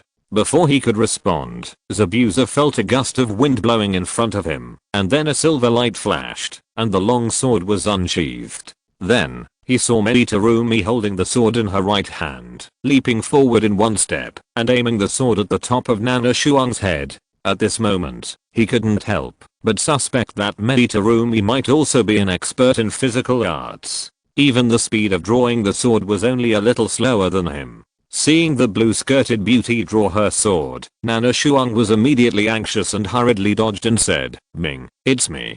Don't you recognize me?" Fortunately, Terumi was not a physical arts ninja, and close combat was not her area of expertise. Therefore, Nana Qishuang took a step to the side and immediately avoided the blow on the head. Clang! The long sword fell to the ground, and immediately split the stone slab that Nana Qishuang had landed on in half. Seeing this, Zabuza couldn't help but twitch his eyes and felt distressed. That was a special knife that he had spent a lot of money to have custom made by a craftsman, and it was smashed by Ming, leaving so many gaps. If you're listening to this novel on a channel other than Fanfic World, it means they downloaded and uploaded it without effort. We cordially invite you to visit our channel, Mundo Fanfic Novelos. There you'll find the original version of this story and you can explore many other novels of various genres. We're waiting for you to immerse yourself in a world of incredible novels. Chapter 412, Cutting the Sword. Ming, it's me. Don't you recognize me? Looking at the stone slab next to him that was cut in half, Qishuang's eyelids twitched, and he shouted again anxiously. Terumi turned her head and glared at him, raised her knife and slashed, saying hatefully, "I'm going to chop you, you bastard." Qishuang dodged in a hurry and was about to say something else, but saw her chasing after him with a knife, so he had no choice but to dodge again. For a while, the two of them were chasing and fleeing, and the fight was very lively. At the same time, seeing the young patriarch take action personally, everyone's heart rose to their throats again. It turned out that this guy was not an acquaintance, but an enemy. Wait. Just as they were about to help, Zabuza next to them stretched out his hand to stop them, saying helplessly, "That's one of us, not the enemy." But one person pointed at the young man in white who was forced to jump up and down by Terumi in the field, and asked in confusion, "Why did the young clan leader start fighting right away?" Zabuza rolled his eyes at him and said, "They are just joking. If they really want to fight, why would your young clan leader only use a sword? He didn't use either the melting escape technique or the boiling escape technique." Hearing this, the others all nodded. The young clan leader is best at bloodline limit ninjutsu, not swordsmanship, so it is indeed a bit abnormal to kill the enemy with a sword. After thinking this through, everyone finally confirmed that the young man who could use ice escape technique was indeed one of us. In the field, Terumi chased and hacked with a sword, cursing, "You untrustworthy bastard, didn't you say you would be back in 3 to 5 months? How come you've been gone for more than 5 years? The 3 to 5 months he said he would be back in 3 to 5 months, but it turned out to be more than 5 years. This time was too long, and she couldn't help but feel resentful. Even in the past few years, she almost thought that Qishuang had died outside. She secretly vowed to find his body and avenge him. Now, seeing that he was alive and well, and who knows how comfortable he was living outside, she wasted her time thinking about him. When she thought of this, she could no longer suppress the resentment in her heart, and it all burst out.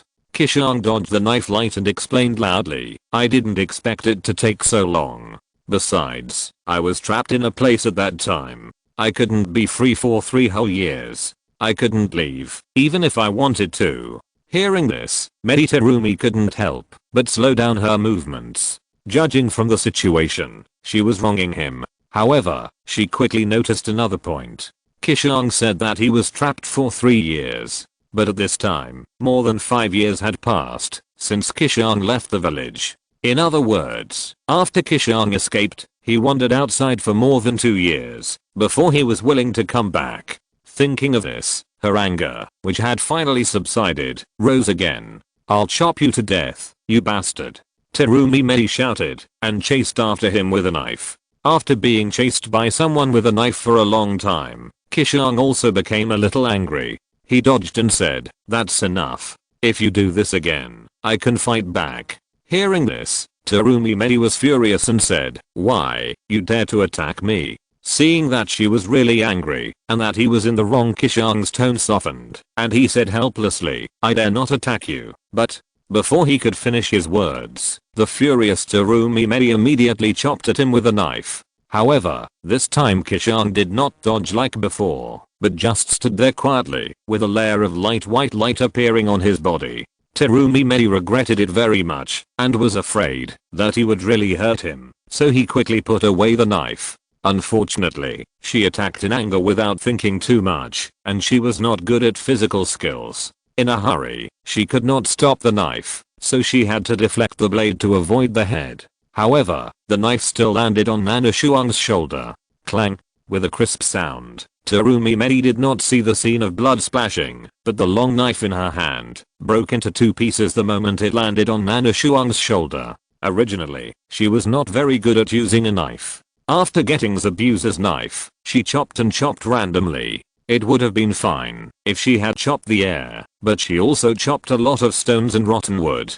The knives in the ninja world are thin, curved, and have blades on both sides, which are completely different from the thick-backed single-edged knives that Nana Shuang remembered in her previous life. Rather than a knife, it is better to say that it is a fusion of a knife and a sword. It is both a knife and a sword. Because the blade is thin and easy to break, when slashing, more attention is paid to the force technique. Now, after being tossed around by Terumi, Zabuza's sword had already reached its limit. This time, it chopped on the hard chakra coat on Nanashi's body. How could it withstand the recoil force? So it broke into 2 pieces. At the same time, seeing Nanashi was fine, Terumi was very relieved, and her anger was swept away. Just looking at the broken long sword in her hand, she felt a little guilty, because she knew clearly what a knife meant to a ninja who was good at using a sword. Zabuza had no way to explain himself after the long sword was broken. She slowly turned around and said to Zabuza, who was staring at the broken sword, embarrassedly, that, I'm sorry, I accidentally broke your sword. Why don't I take you to the armory of Terumi's house later to pick a better sword? After that, she picked up the half of the blade on the ground, held the broken sword in her palm, and respectfully handed it to the bandaged man. Zabuza took back the broken sword, glanced at her with resentment, and said, "This is a special knife that I deliberately asked a master swordsmith to customize. How can I just find a random knife to replace it?" After hearing this, Terumi Mei said embarrassedly, "Then I will give you more money later, and you can ask the master to customize a better knife." Helplessly, Zabuza had to nod and accept the proposal to make a new knife. Fortunately, although he is proficient in swordsmanship, he is not as obsessed as an orthodox samurai. For knives, he is not as persistent as a samurai. If a samurai master was here, and his special knife was broken by Terumi Mei for no reason, it would be a feud that would never end. Moreover, as the head of the Terumi family, Terumi Mei must have no shortage of money to spend, and would not treat his old friend badly. Perhaps, he can customize a better long sword for this reason. Just as Zabuza accepted the apology and Terumi Mei breathed a sigh of relief, another infuriating voice came from the side. "You don't know how to use a knife, but you're still messing around. You ruined a good knife." She turned her head angrily, only to see Qishuang put away the pale white light and slowly walked over. "If it weren't for you, how could the knife be broken?" Terumi Mei said righteously, and took the opportunity to step on him hard. Hiss, he didn't expect her to do this suddenly, and Qishuang's toes were stepped on. For a moment, he gasped in pain. "I'm the victim, standing there for you to chop. How can you blame me?" he said with a twitch of his mouth. Seeing that the two were about to quarrel again, Zabuza hurriedly said, Okay, let's go back and talk if you have something to say. This is not the place to talk." Helplessly, Terumi Mei had to lead a group of people back to the heartland of the Terumi clan again. Broken knife, broken knife, broken knife. Important things should be said 3 times. In the future, everyone may understand the significance of this chapter. Chapter 413 Hearing. In the living room, Terumi sat in the main seat and asked Nana Shuang anxiously, "Where have you been all these years? Why can't even the intelligence network of Kirigakure find your trace? Could it be that you were captured and locked up by the other 4 villages?" She still remembered that Nana Shuang had said before that she had been trapped in one place for 3 years. As one of the 5 major ninja villages, Kirigakure's intelligence network is naturally the best in the ninja world. Except for the locations of the other 4 villages, there are few places they cannot set foot in. Therefore, she had to wonder if Nana Shuang was captured by the other 4 villages. While rubbing her sore feet, Nana Qishuang waved her hands and said, "I was not captured by them. I just went to a secret place to practice." Secret place? What secret place? Meditarumi asked curiously. Fairyland. Ryochi Cave. Nana Qishuang solemnly uttered a place name. Zabuza, who was mourning his beloved sword, heard this name and immediately raised his head in surprise.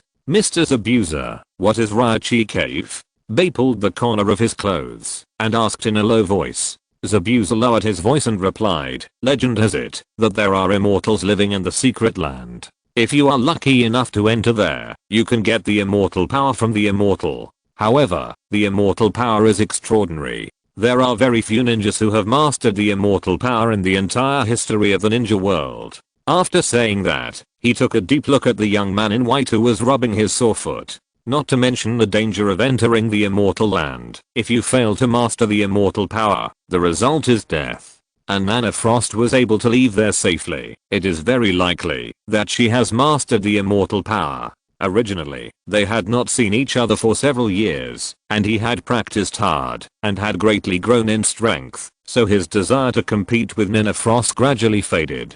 Now, knowing that the other party had returned from the Ryochi Cave and was very likely to have mastered the immortal power, that desire to win became active again. At the same time, Meditarumi, who was sitting in the main seat, was also surprised. No wonder the intelligence network of the Hidden Mist Village could not find Nana Frost on the mainland. It turned out that she was in the Ryochi Cave. That was a place that the Kirigakure intelligence network could not reach at all. Compared to the other 4 villages that were exposed, it was not easy for Kirigakure to go deep into them to gather intelligence, but it was not really impossible. At least they had planted a few spies there. As for the illusory fairyland, they couldn't even find the entrance, let alone gather intelligence. "So, you have mastered the power of the immortals?" she asked in surprise. "You will know later." Qishuang raised the corners of his mouth, neither denying nor admitting, deliberately whetting the appetite, and then changed the subject and asked, "By the way, what is the situation in the village now? Who of you can tell me?" What he knew from the Snow Lotus clone was the situation 2 days ago. But the war changed rapidly, and 2 days was enough to change a lot of things, so he could not rely on the clone's memory 2 days ago to judge the current situation. Hearing him talking about business, Meditarumi said seriously, "Originally, the Terumi family and the Hoshigaki family joined forces to start the war, which caused public opinion to fall into a disadvantage and lost public support. Many neutral mist ninjas turned to the Kid family, and the situation was precarious. Fortunately, with the help of Zabuza, I escaped from prison in time and brought back information from Captain Ao that the 4th Hokage was controlled by someone. Then I made it public in the village. Although the Kid family tried every means to cover it up, the 4th Hokage's recent abnormal behavior has long aroused everyone's suspicion. Therefore, after hearing the news, the public opinion that was unfavorable to us was immediately reversed. A large number of those neutral mist ninjas who had originally turned to the Kid family turned to our side again, and the Zilly ninja troops in the village were completely disintegrated and divided into 2 groups. It's just that I don't have direct evidence to prove that the 4th Hokage was controlled by someone, so there are still a large number of people who choose to support the Kid family with the Mizukage by his side. Now, we have fought several battles with the Hazuki clan, and we have won and lost. Generally speaking, we are still evenly matched. Neither Hoshigaki Terumi nor Hazuki Terumi wanted to continue the war for too long, because it would only make them weaker and weaker. Unfortunately, in the current situation, neither side can win. The leaders of the 3 forces saw it, and were anxious in their hearts, but they could do nothing about it. At this moment, the assistant next to Terumi Mei glanced at the clock, and whispered to her, "Sir, the half-hour break is up." Hearing this, Terumi Mei also glanced at the clock.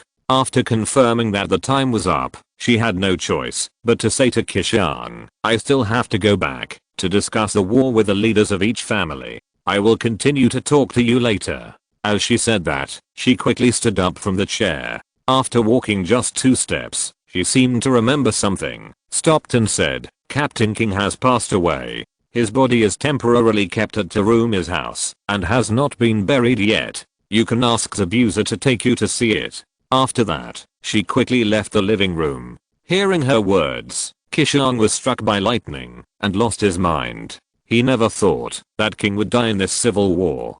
Such news was really unbelievable to him. After a long time, Qishuang came back to his senses. He turned his head mechanically and asked Zabuza, the captain, really, passed away? Yes, it was me who brought back the captain's body with my own hands. Zabuza looked at the roof and sighed. Although he had left the team for a long time, his battlefield life in his youth left a deep impression in his heart. He respected Captain King, who often took them on missions. Therefore, King's death made him very uncomfortable. After the news was confirmed, Qishuang's mind became blank. After a long silence, he took a deep breath, suppressed the melancholy in his heart, and then gritted his teeth and asked, "Do you know who did it?" It was a weirdo. Half of his body was black, and half of his body was white. As for his name, I don't know. Zabuza shook his head and said, on the day of collecting King's body, he saw a black and white weirdo appear next to a one-eyed mask, and threw out a black ball. After they left, he realized that it was King's lost head. Obviously, it was that guy who killed King. After hearing Zabuza's description, Nanashi asked hurriedly, does that guy have huge serrated leaves on both sides of his body, like a pitcher plant? And he can do earth escape and stealth? Zabuza looked at him in surprise, nodded, and said, yes, that's what he looks like. Do you know him? Nanashi gritted his teeth and said, that guy is called Zetsu, and he is made up of two people. The black half is called Black Zetsu, and the white half is called White Zetsu, so the two are collectively called Zetsu. But as far as I know, the abilities of these two guys are ordinary, and they are not good at fighting. With the captain's ability, it is impossible for him to die in their hands. Black Zetsu has no entity. If he does not rely on White Zetsu, he will have difficulty moving, so he has no means of attack. Although White Zetsu has the talent for wood release, it is just a mass-produced low-level soldier with great personality defects. Even if he has wood release, he cannot exert his power normally, and is not as good as Arfen's half-baked wood release ninjutsu. Therefore, Zetsu's own combat ability is extremely limited, and he can never be a match for King. Chapter 414 Lost. Things are not as simple as you think. Zabuza sighed and said, at that time, I used the mist hidden technique to create chaos, and took advantage of the situation, to break out of the siege with Ming and the captain. But because their chakras had been restricted by drugs before, their combat power was only 1/10 of what it was, and it was even difficult for them to travel. Soon, we were stopped by a one-eyed masked man, the guy who competed with us for the Three Tails Jinchuriki that year. You should still remember that guy, right? As he said that, he looked at the young man in white next to him, his eyes full of inquiry. I haven't forgotten. Qishuang nodded and said solemnly, that guy's ability is very strange. You must have had a hard time dealing with him when you met him. Not bad. Zabuza waved his hand and said, I will stay behind to cover the retreat and let Bei take the captain and Ming away. But the captain was afraid of slowing down Bei's speed, so he chose to let Bei take Ming away first, and he escaped alone. I think it was at that time that the captain was targeted by the guy named Ju. After saying that, he sighed deeply again. I'm sorry, Mr. Zabuza, Senior Qishuang. If I had taken Senior King with me at that time, perhaps this would not have happened. Bei solemnly apologized to the two. You are not to blame for this. Qishuang shook her head gently and sighed. You have tried your best. With your ability, if you had taken two people with you, perhaps neither of them could have escaped. Besides, this was the captain's own choice. Perhaps when he made this choice, he had already prepared to face death. You don't need to apologize to us. You have done a good job. At least, you saved Ming, didn't you? Because of Ming's return, the decline of Hashigakitarumi's side was saved, and it did not end in complete defeat. You did a good job. Captain King's death certainly made him feel sorry, but now that things have come to this, there is no point in saying anything. Moreover, Bei tried his best, and he had no right to blame this child who was just over 10 years old. Especially when Ming and the captain were in the most dangerous time. He was not here, he did nothing, and he had no right to blame anyone. He should blame himself the most. If he could come back earlier, perhaps the result would not be like this. Do you want to go and see the captain's body? Seeing his sad face, Zabuza asked tentatively. Forget it. Qishuang waved his hands weakly and said sadly, it will only make me feel worse, so I'd better not watch it. I'll go to pay tribute after the burial. As he said that, he slowly stood up from the chair. It seemed that he was going to leave the living room. Zabuza saw him and hurriedly called him, asking, where are you going? Qishuang turned around, yawned and said, I've been traveling for 2 days. I'm so sleepy, I want to find a place to have a good sleep. When he landed on the central island, he found a tree hole to sleep for a while, but after all, it was not a bed, so he didn't sleep very well. In addition, he was woken up by the bear later, so he didn't get enough sleep. On the way back, he had a hasty fight with Arfei again. At this moment, he felt exhausted both mentally and physically, and just wanted to have a good sleep. Zabuza heard this, and immediately stood in front of him, saying seriously, I want to see your power of immortals. The power of immortals is too rare, and he has always regarded Qishuang as a target for comparison. Today, they finally meet again, so he can't wait to see it. Qishuang shook his head and said helplessly, the power of immortals is a killer move, and it can't be revealed casually. Besides, if you really want to beat me, think about how to break my defense first. As he said that, he took the broken knife from Zabuza's hand and chopped it down hard on his left hand. Seeing him suddenly self-mutilate for no reason, Bei on the other side screamed in fear. Then, in Zabuza's surprised eyes, a layer of light white light appeared on Qishuang's left arm, and the broken blade had no effect on it, and it couldn't touch the flesh and blood under the light at all. Until then, Zabuza recalled that when Min chopped on Nanami's shoulder and broke the long sword, he finally understood that it was not that the long sword happened to break at the limit, but that it was broken abruptly. In other words, when Nanami's whole body is wrapped in this kind of light white light, it will become an invulnerable defensive posture. No matter how exquisite his swordsmanship is, as long as he can't cut through this layer of light white light with the long sword, all his attacks will be ignored by Nanami. He was invincible from the beginning. Then, Nanami stuffed the broken sword back into Zabuza's hand, and after taking back the chakra in his hand, he patted the other's shoulder and whispered, if you can really break my defense, then I will show you my immortal power. After that, he walked around Zabuza in front of him, and walked out slowly. Zabuza came back to his senses, just before he was about to step out of the living room. He asked in a hoarse voice, is that also something you learned from the Raichi cave? No.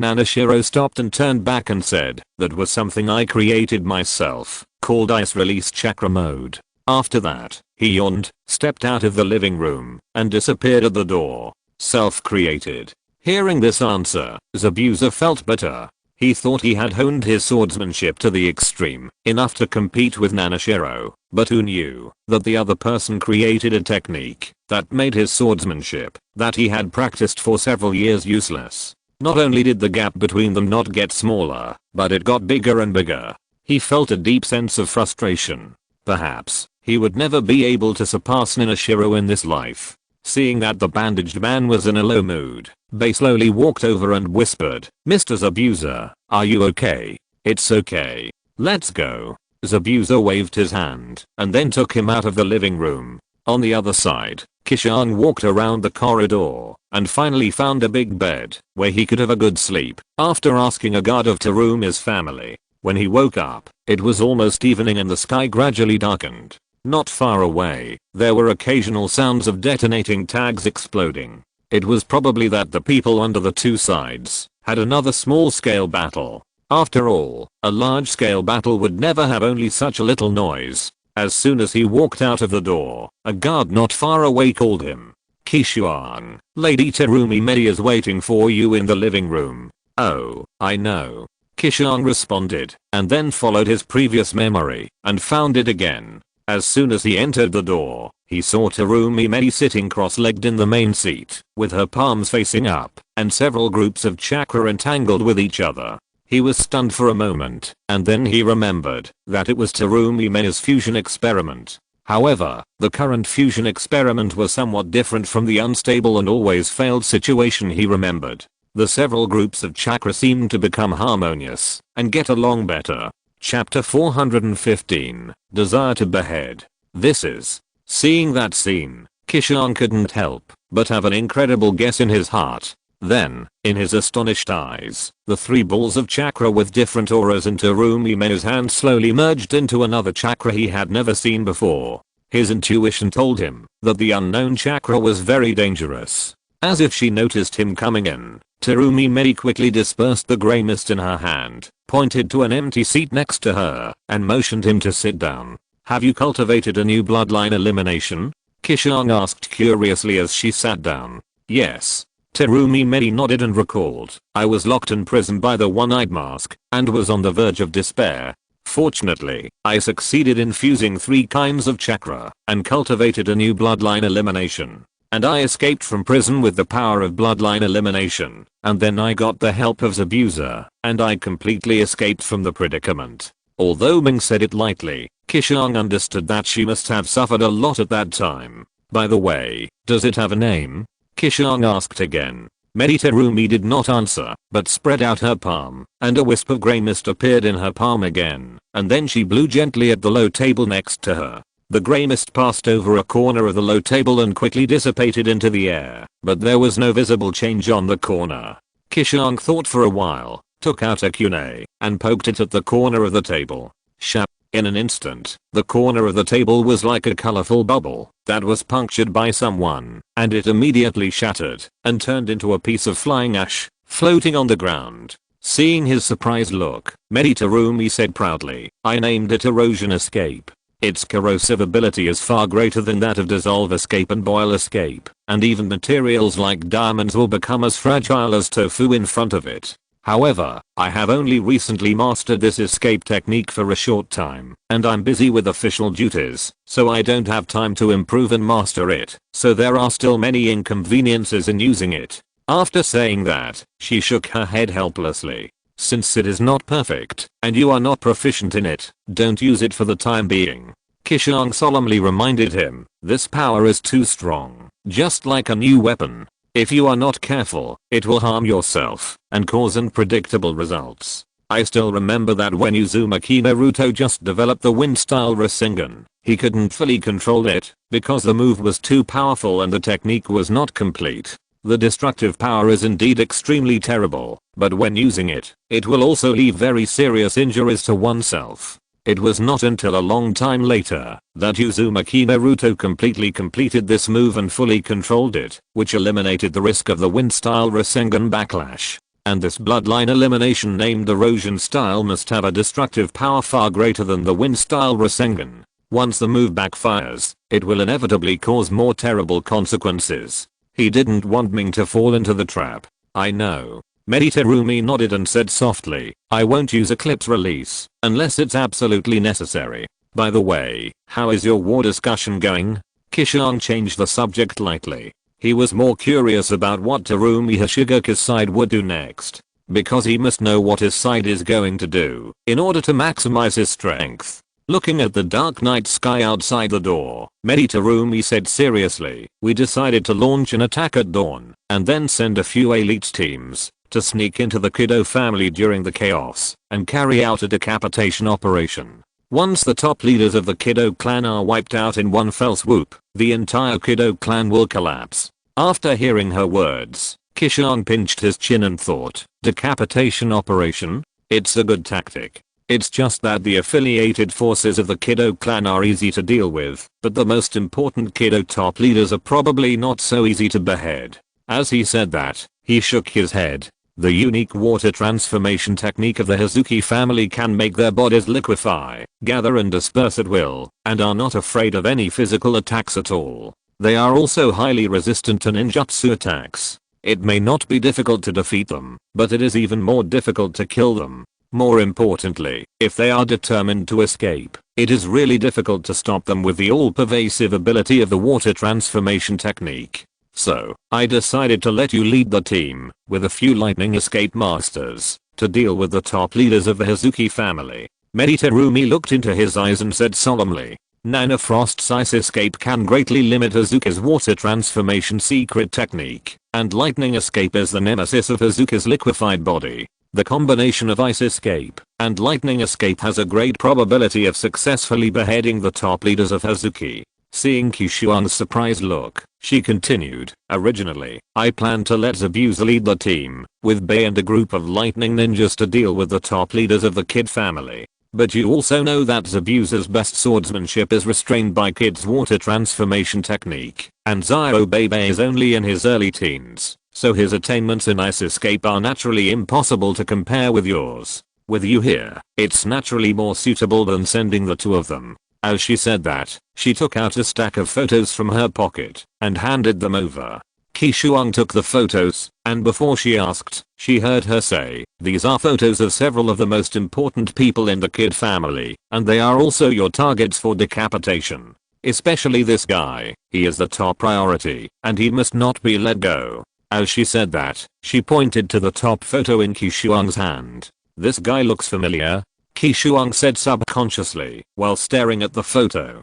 Turning it over casually, she saw the words Kid Masamune written on the back of the photo. Oh, it's him, he exclaimed, and suddenly realized. That's the current patriarch of the Ghostlight family. Although he hasn't been back to the village for a long time, he still clearly remembers the names of the patriarchs of the major families in Kirigakure. After all, he is one of the most powerful people in Kirigakure. When he was in Kirigakure, he had seen him from a distance several times, so it's no wonder that he felt familiar. But, going deep into the enemy's hinterland, to implement the decapitation tactic is also a very dangerous action for us, right? Are you willing to let me die? Putting away the photo, Qishuang smiled and joked to the blue skirt beauty. Whether the decapitation fails or succeeds, the team that goes deep into the enemy's hinterland will be exposed and face the risk of being surrounded and killed by the Ghostlight faction. The survival rate will be infinitely reduced, which can be said to be a life or death struggle. Of course, this is only for ordinary people, and Qishuang has absolute confidence to retreat unscathed. Unless he is like the third generation Raikage of Kirigakure, foolishly fighting against the enemy's 10,000 man army, and finally exhausting himself to death. He doesn't have such a high level of consciousness, and can sacrifice himself for everyone. He could go deep into dangerous places, and carry out decapitation operations for Ming, but he would never risk his life for some irrelevant guys. Of course, if there was a chance, he would not mind helping out, while ensuring his own safety. Chapter 416 Worry Free. Hearing this, Meditarumi looked at him solemnly and said, I can't find a more suitable candidate than you. I believe that, if you take action, the success rate of beheading will be the highest. If you can't come back, then I will avenge you and destroy the Kid our family. If we still lose in the end, don't be afraid, I will go there to find you. Hearing her increasingly pessimistic tone, Qishuang hurriedly waved her hands and smiled. No, no, no. I haven't lived enough. Stop cursing me here. Why am I cursing you? I'm serious. Meditarumi said solemnly. Qishuang replied with a smile. I'll tell you the truth. With my current ability, I can freely enter and exit the heartland of the Kizuna family. There is no way they can kill me. Even if you look at the entire ninja world, there are only a handful of people who can kill me. You should still worry about those companions who followed me to behead. How many of them can escape alive? With the protection of Ice Release Chakra mode, unless his chakra is exhausted, or encounters a very aggressive blood eliminating ninjutsu such as Dust Release, no one can break through his body's defense. To this day, he may not be the strongest attacker in the ninja world, but he is definitely one of the most difficult to kill. So confident?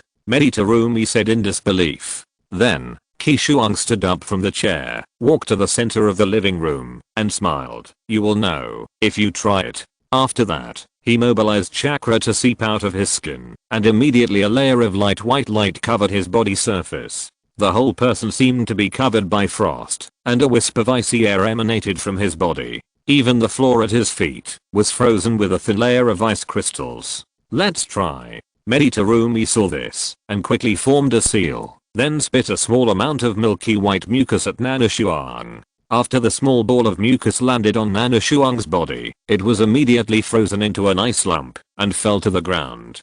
Don't worry about me, just let go. Nanoshuang waved her hand and said nonchalantly. Suddenly, as if remembering something, he hurriedly added, that eclipse won't work. Eclipse belongs to bloodline elimination, and although his ice escape has reached a very strong level, it is still a long way from bloodline elimination. Even if he uses ice escape to drive the chakra mode, a technique with ultimate defensive ability, he probably can't resist the terrible power of bloodline elimination. Unless he can successfully transform the ice escape chakra mode into a fairy technique, and use the power of the fairy technique to make this technique undergo a qualitative change, there is no possibility of resisting the bloodline elimination ninjutsu. Ignoring his nagging, Meditarumi gathered a large amount of chakra in her mouth, and immediately her cheeks bulged.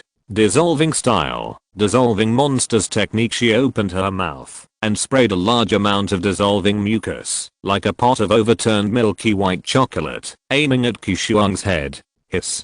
The mucus that flowed to the ground corroded the floor and made a hissing sound.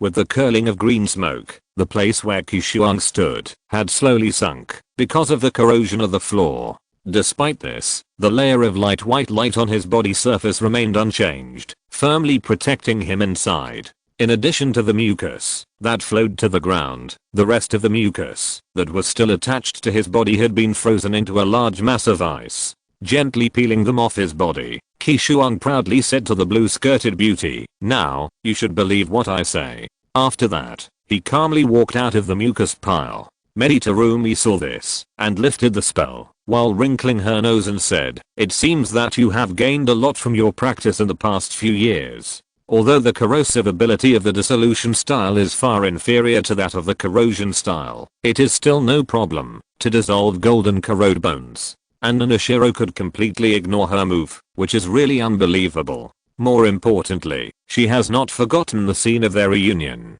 She chopped on his shoulder with a knife, but broke Zabuza's longsword. In other words, the layer of defense spell on Minashiro's body is dual purpose. It can resist both physical attacks and ninjutsu attacks. Her previous worries were indeed a bit redundant. After collecting the chakra on the surface of the body, Qishuang returned to her seat and asked the blue-skirted beauty with a little concern, "I will lead the team to the heart of the Kizuna family to decapitate, so what about your safety? I don't believe that the Kizuna family can come up with such a decapitation tactic. Especially that guy named Afei. He has the ability to move in space and can easily sneak into any place. I think you should have seen it." Meditarumi nodded and said slowly, "My boiling escape has the ability to kill on a large scale, and it is especially suitable for use in a closed environment.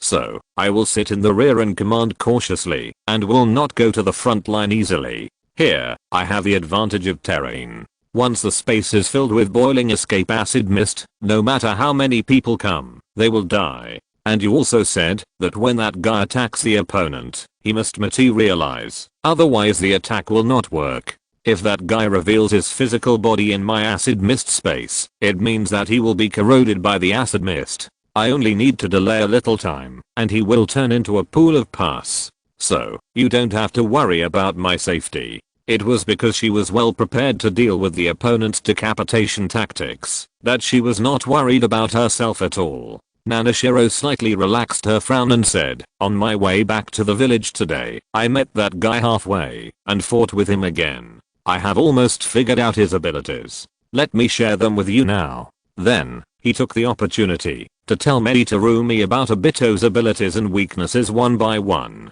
After listening to his story, Meditarumi looked deeply at the young man in white and asked in confusion, "Your information is too detailed. It's just like he told you in person. Do you know that guy?" Seeing the doubt on her face, Qishuang explained with a wry smile, "Through some channels, I do know his background, but we have only met twice, so we can't say we know each other." But, without waiting for Meditarumi to ask again, he hurriedly changed the subject and said, "Before you launch the attack, I want to go to the Qishuang family and meet Qishuang Manyu. Maybe there will be some unexpected gains." Hearing this, Meditarumi was surprised and said, "You want to deal with him in advance?" No. Qishuang waved her hand and said slowly, "As the son of the clan leader and the young clan leader of the Qishuang family, Qishuang Manyu has a certain say in the Qishuang family. I want to talk to him. Maybe there will be new changes in the situation and the war will end early. After all, enough people have died in the war. If you really want to completely wipe out the Hazuki clan, you, Terumi and Hishigaki, don't know what price you will have to pay. Even if you win, can you still support the entire Kirigakure with your remaining strength? Chapter 417 Undercurrent. Terumi nodded and said, indeed, if we really have to decide the winner, no matter which side wins, the result will only be a miserable victory. For Kirigakure, it will be a disaster. If the war can be ended as soon as possible, it will be good for Kirigakure, Hishigaki, Terumi, and Kido. But both sides are in a dilemma. No one is willing to let go, nor dare to let go. Once they fall, they will probably be eaten by the tiger called war. Nanashi looked at Terumi and asked solemnly, if I can persuade Kido Manayu to fall to our side, can you? No. Can your Terumi family guarantee their safety? Without sufficient conditions and interests, it is impossible to persuade the opponent.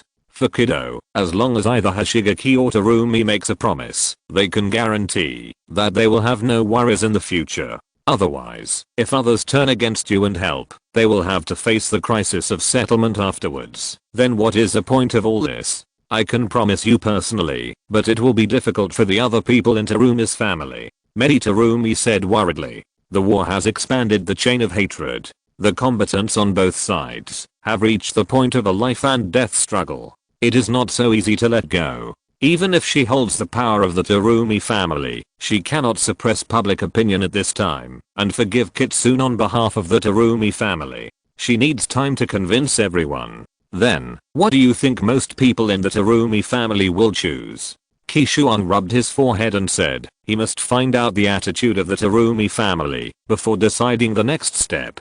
Terumi pondered for a moment, then slowly said, as you said, enough people have died in this civil war. With the previous wars and the successive turmoil, everyone is tired of fighting and longs for peace. But once hatred is picked up, it is hard to let go. While they long for peace, they are also looking forward to revenge. The elders of the tribe should support me for the sake of the overall situation, but the people below need some time to appease. In general, Terumi's family should be able to agree to such conditions in the end, but the Ghostlight clan can no longer live in the village. Although they are willing to reconcile with Ghostlight due to the situation, the hatred has not disappeared. Living under the same roof with the enemy will sooner or later cause a big mess. Therefore, the Ghostlight clan must not stay in the village.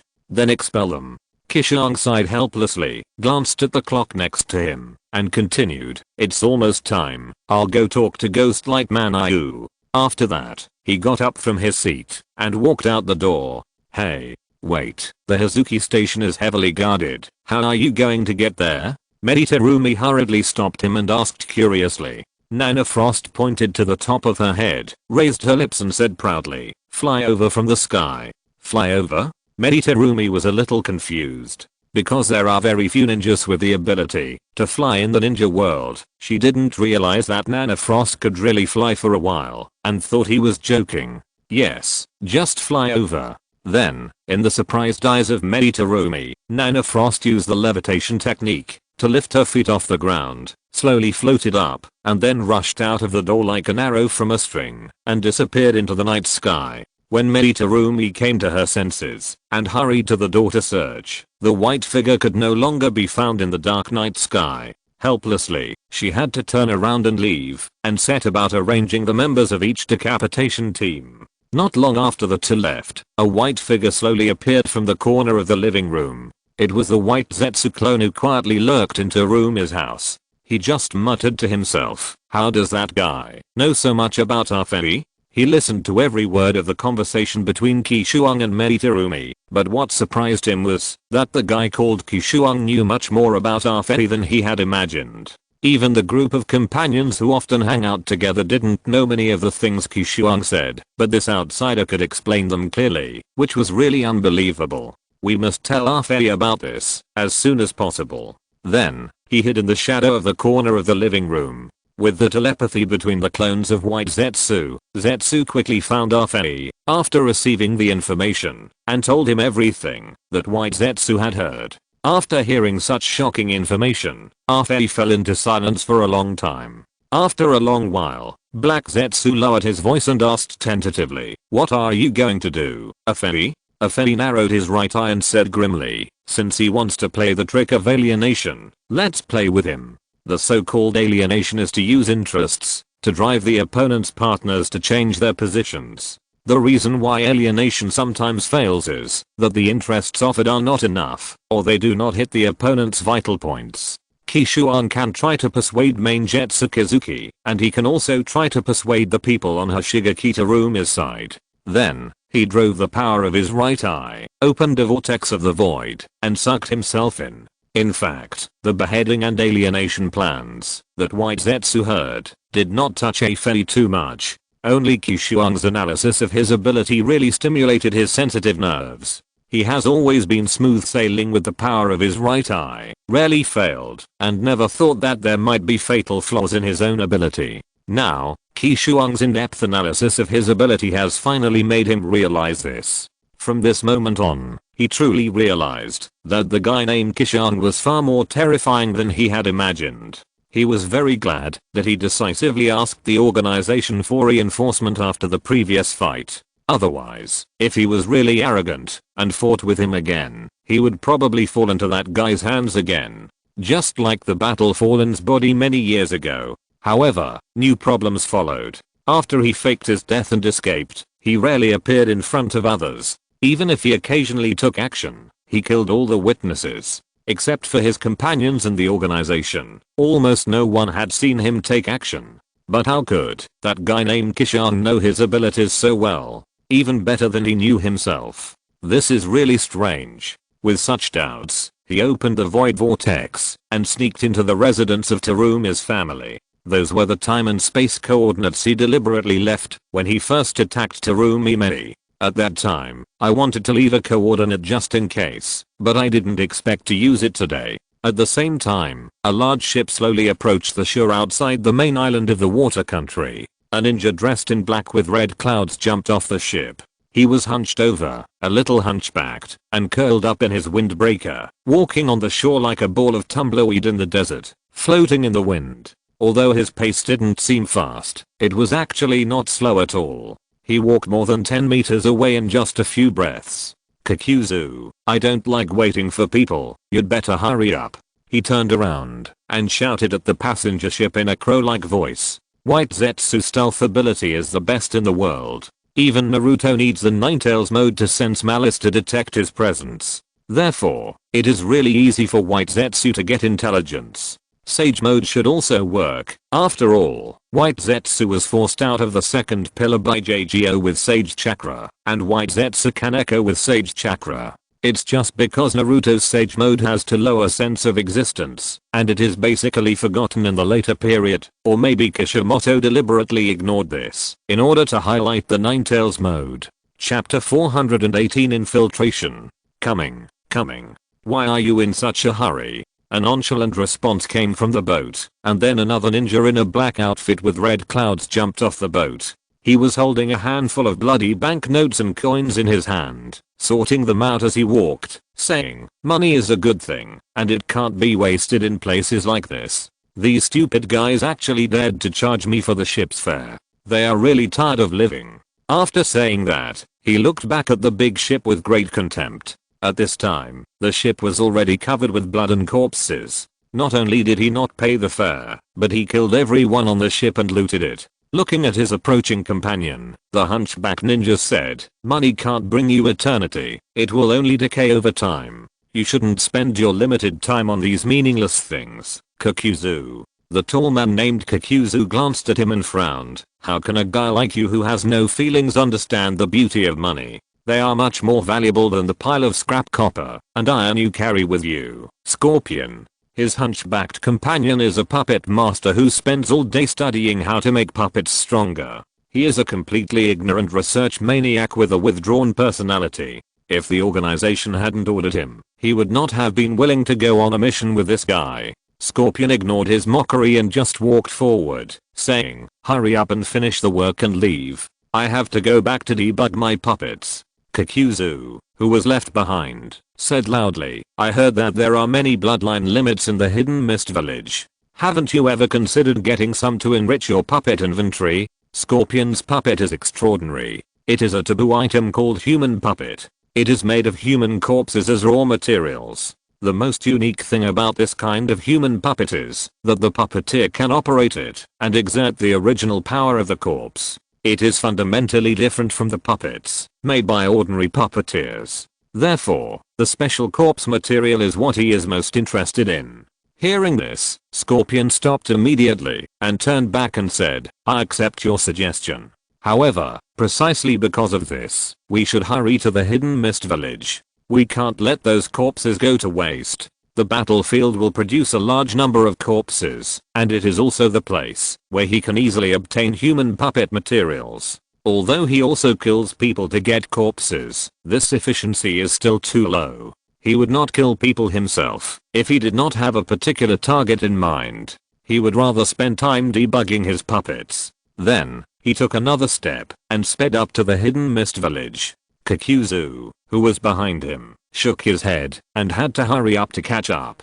For him, reinforcement were only secondary, and making a fortune in the Hidden Mist village was the most important thing. You know, the civil war in the Hidden Mist village has broken out, and the treasures of each household must be neglected.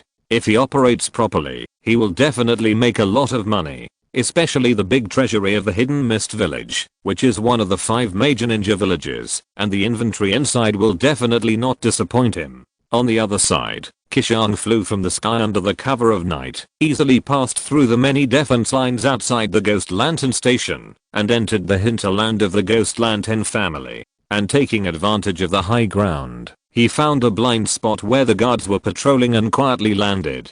Transform. He made a seal casually and used the transformation technique to transform himself into an inconspicuous servant. Although no one would recognize his original face. After all, he had not been back to the village for many years, but after he had seen him, and since he was in collusion with Gui Deng, there was no guarantee that the people in Gui Deng's family would not recognize him. Therefore, it would be safer to change his face.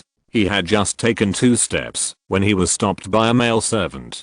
"Hey, what's your name? Why have I never seen you before?" Seeing the guard not far away also cast a warning look, Qishuang scratched his head and laughed dryly. That, my eldest brother is sick today, so let me come to temporarily replace him for a day." "Your eldest brother?" The male servant came over, looked at him, frowned and asked, "Who is your eldest brother?" "That's the one who lost 1,000 taels of money from you in gambling yesterday," Qishuang said with an idea, and quickly took out a thin stack of banknotes from his pocket. Then, he quickly added, "Although my elder brother didn't come, he also specifically told me to pay you back." As he said that, he handed over the money very humbly. The servant obviously didn't know him, but if the other party was greedy for the unfounded gambling debt of 1,000 taels, he would try his best to cover for him and eliminate the guard's suspicion. Although this little money was nothing to him, it was a huge sum of money for these ordinary people. He believed that it would be difficult for the other party to resist the temptation of 1,000 taels. Hearing his words, the male servant was stunned for a moment, and then when he saw the stack of banknotes he took out, he immediately showed a greedy look. After a brief thought, he took the banknotes from Qishuang very naturally, patted Qishuang on the shoulder, and said with a sudden realization, "Oh, so you are Xiao Zhang's younger brother." Yes, your brother lost 1,000 taels to me yesterday, and hasn't paid it back yet. It's rare that your elder brother is so honest that he deliberately asked you, his younger brother, to deliver it in person. Rare. As he said that, he calmly put the coin into his pocket. At the same time, the guards not far away saw that the two of them were as familiar as old friends who had not seen each other for a long time, and immediately dispelled their vigilance and shifted their attention elsewhere. Qishuang took the opportunity of the male attendant pretending to ask calmly, "This elder brother, I'm just a temporary replacement for the job. I don't understand many things in this mansion. Please give me some advice." "Well, just ask." The male attendant nodded, grinning from ear to ear. He made 1,000 taels for no reason. Today's luck is too good. It's a pity that this foolish brother who paid the wrong bill will definitely be beaten up by his elder brother when he returns home. When he thought of this, he couldn't help but look at Qishuang with a bit of sympathy. It's impossible to pay back the money. Even if this guy remembered it later, or the other unlucky elder brother came to his door, he would never admit that he took 1,000 taels from this foolish brother. I want to ask, where is Lord Manayu's room? The laundry room asked me to ask Lord Manayu to see if there are any clothes that need to be changed. Qishuang asked with a lower eyebrow, pretending to be very serious. Qidong is one of the largest families in the village. Even if the scope is narrowed down to the patriarch's mansion, there are countless rooms. If there is no guidance from someone familiar with the environment, it would be a miracle for an outsider like him to find the location of Qidong Manayu. The delighted male attendant did not think too much and pointed to the corridor in front without thinking. Go to the end of this corridor, turn right and count to the third room. That is the bedroom of Master Manayu. Thank you, thank you. Nana Qishuang thanked repeatedly and then hurriedly disappeared at the end of the corridor. Some people may wonder why Kakuzu and Sasori are in the same group. Many people overlook a detail. Several core members of Akatsuki were not recruited consecutively, but there was a long interval. For example, Kakuzu and Sasori were the first group of people recruited by Nagato after Yahiko's death. It was a long time until the Uchiha clan was exterminated that Itachi joined Akatsuki and Orochimaru withdrew from the group. And Kisame was in the same group with Itachi after he betrayed Kirigakure. There is no doubt that the time when Kisame officially betrayed the village was naturally after Meitarumi took over and expelled Obito. And Deidara joined later than Kisame because Kisame was present when Deidara was recruited. Therefore, it is completely no problem for Sasori and Kakuzu to appear in a team. If you're listening to this novel on a channel other than Fanfic World, it means they downloaded and uploaded it without effort. We cordially invite you to visit our channel, Mundo Fanfic Novelos. There you'll find the original version of this story and you can explore many other novels of various genres. We're waiting for you to immerse yourself in a world of incredible novels. Chapter 419 Secret Meeting. What the hell? Seeing him leave in a hurry, the male attendant shook his head, then hummed a tune, and turned to the other side. Following the other party's instructions, Qishuang quickly found the bedroom of Manu of Kizuna. The lights in the room were still on, and there was a shadow swaying. He took a sneak peek, and confirmed that it was Manu of Kizuna. Then, he retreated to a secluded corner, wrote a note, and tied it to the end of the kunai. Then he walked to Manu of Kizuna's window and shot in through the screen. Who is it? Inside the house, Manu of Kizuna, who was worried about the war, noticed something unusual the moment Qishuang made a move. Because he heard the familiar sound of a kunai breaking through the air. He casually knocked the kunai down with the sewing needle next to him, and he chased out in an instant. But unfortunately, the window was empty and there was no one. Little did he know that after Qishuang threw the kunai, he used the levitation technique to rise into the night sky, so it would be a miracle if he could find it. At the same time, hearing Manu shout, the guards in the mansion immediately surrounded him. Master Manu, what happened? Seeing him holding the sewing needle and looking cautious and alert, someone hurriedly asked. An assassin has sneaked in. Search for him. After searching everywhere without any results, Manu had to give orders to everyone, hoping to use the advantage of numbers to find the guy who suddenly attacked him. Yes. The guards responded and immediately dispersed. Manu returned to his room in a depressed mood. After all, no one would be happy if someone suddenly attacked him in the middle of the night. It was at this time that he noticed that the end of the kunai that he had knocked to the ground seemed to be tied with something. Then, he quickly picked it up and found that it was a note. When he opened it again, he saw that it clearly said, if you want to know the whereabouts of Manu, come to the sentry tower at the entrance of the village. Sujetsu. Seeing this name, Mainjetsu's hand holding the note could not help but tremble. Since Kaguya's rebellion, Sujetsu has been lost. He has been looking for her, but still can't find any clues. Now, seeing the news of his brother again, he can't hide his longing for her, and his eyes can't help but redden. Without time to think too much, he hurriedly put the other 3 ninja swords in the room into the contract scroll, and then hurried out.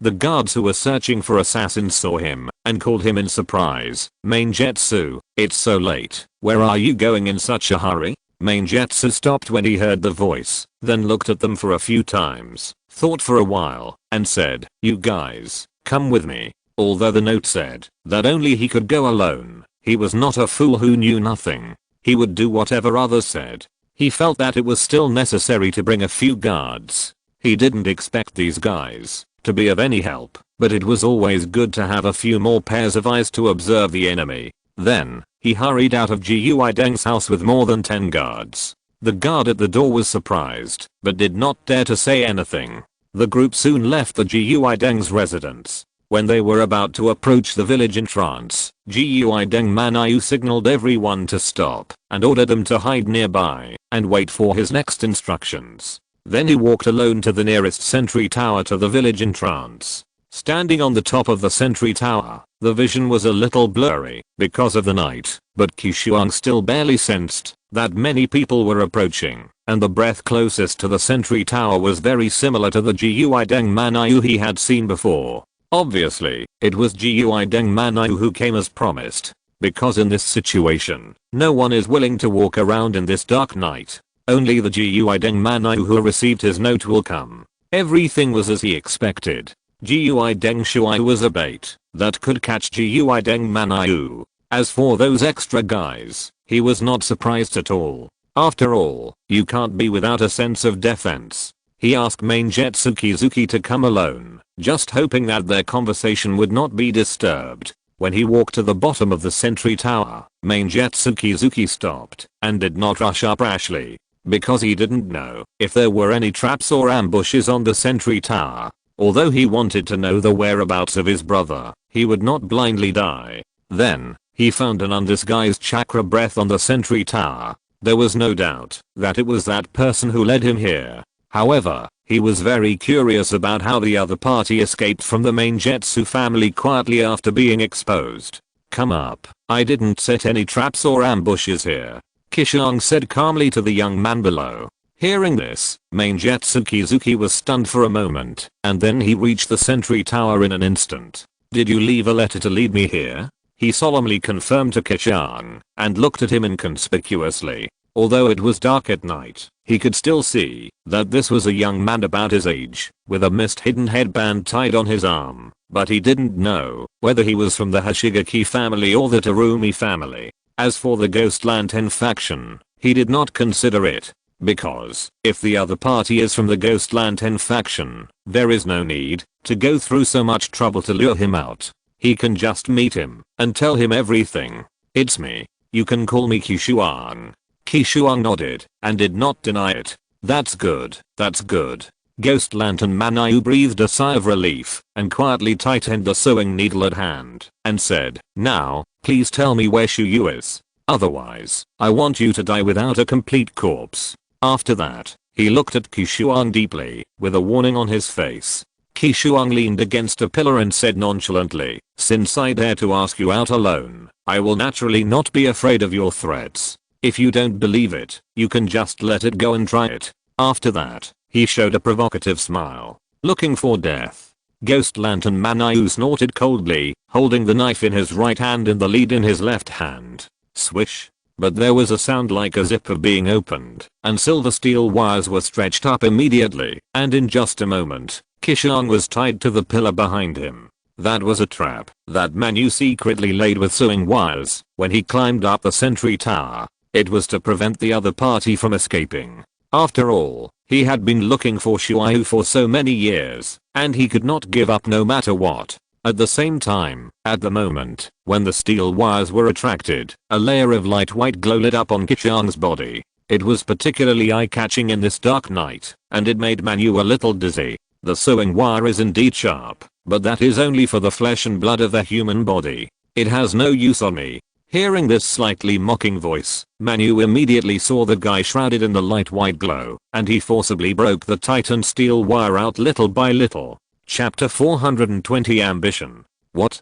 Kitten, Manu exclaimed, and grabbed the steel wire at the end of the needle with his left hand, trying to shrink it again. However, he felt that his steel wire was tied to a diamond. No matter how hard he tried, he couldn't shrink the steel wire an inch. All he could hear was the steel wire tightening on the pale white figure, making a strange squeaking sound. Bang! Under the wrestling of the two, the steel wire's bearing capacity seemed to have reached its limit, and it broke instantly and scattered limply on the ground. Kitten Manu immediately took a step back, put away the needle, and took out a scroll. After quickly forming a seal, he took out a square-shaped sword embedded with the scroll from the scroll. Wait. Just as Maingetsu was about to attack again, Qishuang hurriedly stopped him and said, "I'm not here to fight with you. I have something serious to discuss with you." Seeing that the other party really had no intention of fighting, Maingetsu snorted coldly and used chakra to absorb the explosive blade flying foam behind his back.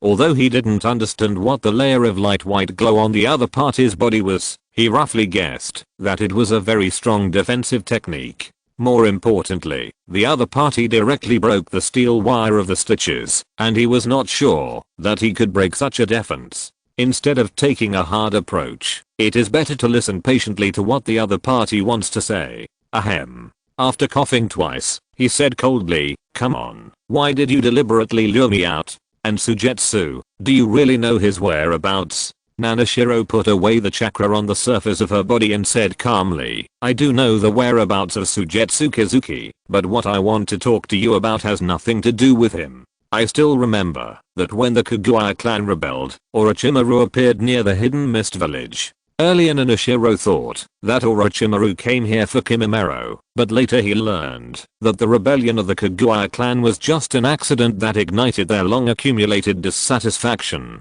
and it was not instigated by the snake. After all, with Orochimaru's ability, he didn't need to do such a troublesome thing at all, and he could easily kidnap people from the Kaguya clan. Therefore, Nanashiro can conclude that Orochimaru's encounter with Kimimaro was just an accident, and he came to the hidden mist village for another purpose. Coincidentally, just after the rebellion of the Kaguya clan, Sujetsu Kizuki and many members of the Kizuki clan disappeared inexplicably. In addition, when he was in the Ryochi cave, he heard Manch mention that Orochimaru let the snakes devour humans and used summoning to transfer them. And the time was exactly the night when the Kaguya clan rebelled. With so many coincidences, he had to associate the disappearance of Hazuki Sujetsu with Orochimaru. As for the purpose of Orochimaru capturing Hazuki Sujetsu, it was actually very simple. That was to improve his immortal snake body. Orochimaru's unique molting substitute can make himself immortal, but chakra is limited after all. Even Orochimaru can't shed his shell and be reborn unlimitedly. Therefore, he embarked on the path of improving his immortal snake body, enhancing his recovery ability, defense ability, and stress resistance, so that he doesn't have to use the molting substitute frequently. Qishuang clearly remembered that there were 3 extremely important experimental subjects imprisoned in Orochimaru's base, namely, Karin, Chaogo, and Hazuki Sujetsu. Orochimaru developed a super recovery technique from Karin. Although it is not as good as Karin herself, it also gave him a recovery ability that ordinary people could hardly imagine. Kabuto Yakushi was the first beneficiary of his research technology. With this super recovery ability, Kabuto Yakushi was still alive and well after taking a Rasengan from Uzumaki Naruto. As for JGO, Orochimaru developed a degraded sage mode, or the curse seal mode, based on his sage physique. And based on the technology of the curse seal, Orochimaru realized his dream of eternal life. Because those hosts eroded by the curse seal will slowly be assimilated and transformed by the power hidden in the curse seal, becoming more suitable for his soul to reside. He can host his soul on these curse seal bodies, get rid of the limitations of the flesh, and achieve eternal life. And Orochimaru captured Sujetsu Hazuki and many members of the Hazuki clan because of their liquefied physique. The water transformation technique of the Hazuki family is a secret technique that matches one's own special physique. Therefore, even if others steal the water transformation technique scroll, it is impossible to practice it. If Orochimaru wants to integrate this ability into his immortal snake body, he can only start from the Hazuki clan. This is the real purpose of Orochimaru appearing in Kirigakure that night. As for the rebellion of the Hyuga clan, it was just a beautiful coincidence. Hearing the threat in Qishuang's words, Hazuki Manayu frowned and squinted at him and said, "I don't like being threatened. You'd better think it over before you go on." Ahem. Don't worry, don't worry. Qishuang waved his hand and said nonchalantly, "What I'm going to tell you next will benefit both you and me. Oh. Then I'd like to listen carefully. Hazuki Manayu raised his eyebrows and became more interested.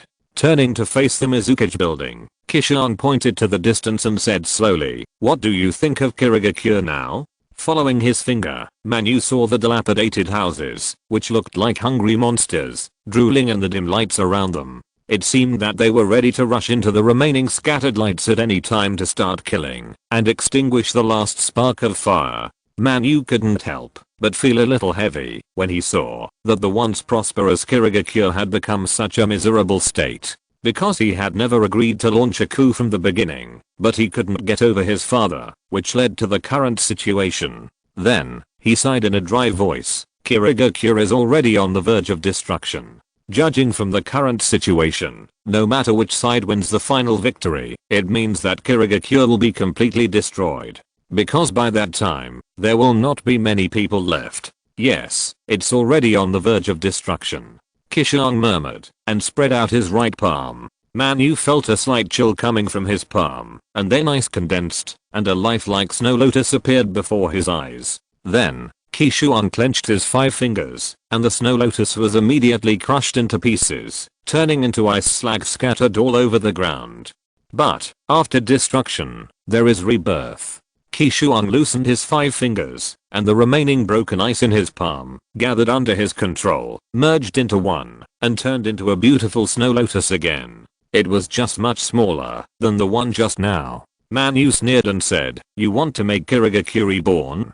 Daydreaming. After that, he snatched the new snow lotus from Qishuang's hand, and then concentrated his chakra on his arm, using the Heiyoshu Wanjutsu to increase his strength. Immediately, his arm holding the snow lotus expanded several times like a balloon. He tightened his 5 fingers again and pinched it hard. The small snow lotus was not crushed by him as he wished, but instead stubbornly survived in his palm. Chapter 421 Revolution. After trying a few more times, he found that he still couldn't crush the snow lotus. Manu had to return it to Qishuang in dismay, and said, "No matter how strong a person's military power is, he can't form a village. The so-called village is a gathering place formed by people uniting together." Cough cough cough. After saying that, he covered his mouth and coughed. "I know." Qishuang played with the snow lotus, and said to himself, "That's why I found you. You want to join forces with our Gui Deng family?" Manu reacted immediately and said suspiciously, "The guy in front of him, judging from his current performance, is very tricky. Even with the intelligence network of the Gui Deng family, he has never heard of such a master in the Hidden Mist village. If the other party can join their Gui Deng camp, it will definitely be a powerful help." "No." Qishuang shook her head and dispelled the chakra composition of the snow lotus, letting it dissipate in her hands, and said solemnly, "I want you to lead your own tribe, split the Kid family, and end this farce in the Hidden Mist village." Kid Manayu was stunned at first, and then an indescribable anger surged in her heart, and she laughed angrily. "Are you deliberately trying to make fun of me? Ahem." After saying that, he couldn't help but press the handle of the knife behind him. Although the other party's words were very euphemistic, the real meaning was that he wanted him to lead his tribe to rebel, betray his father, betray the Kid family, and end the war with Hoshigaki Terumi. However, as the young patriarch of the Kid family, why didn't he help his own people, but instead went to collude with the enemy? What a big joke. Qishuang shook his head again and said calmly, "I deliberately lured you out just to amuse you? You underestimated me too much." Hearing this, Manu Kazuna slowly loosened the handle of the knife, frowned and asked, "What do you mean?" Looking at the dilapidated houses in the distance, Qishuang sighed. "War brings only destruction. It is not good for everyone to fight further. It is meaningless except for increasing casualties. On the contrary, it makes the other 4 villages laugh at it in vain. End the war as soon as possible. This is the general trend." Seeing his compassionate look, Manu Kazuna sneered. "So what? Why should we sacrifice our Manu family to end the war? Why can't we sacrifice your Hoshigaki or Terumi? I don't see how much advantage you have." Ahem. According to common sense, the proposal made by the other party can only happen when the war begins to tilt and shows signs of ending. because only in that case, the weaker party will choose to split internally and turn against each other in order to preserve the fire. But now, the battles between Hazuki, Terumi, and Hoshigaki have all had their share of victories and defeats, and the situation is still generally balanced. No one needs to make such a choice, because they all still have the possibility of winning. Qishuang turned around, poked his chest with his thumb, and said confidently, "This war has already entered the countdown since I appeared. Your Hazuki family is doomed to fail." Hearing this, Hazuki Manai couldn't help but laugh out loud.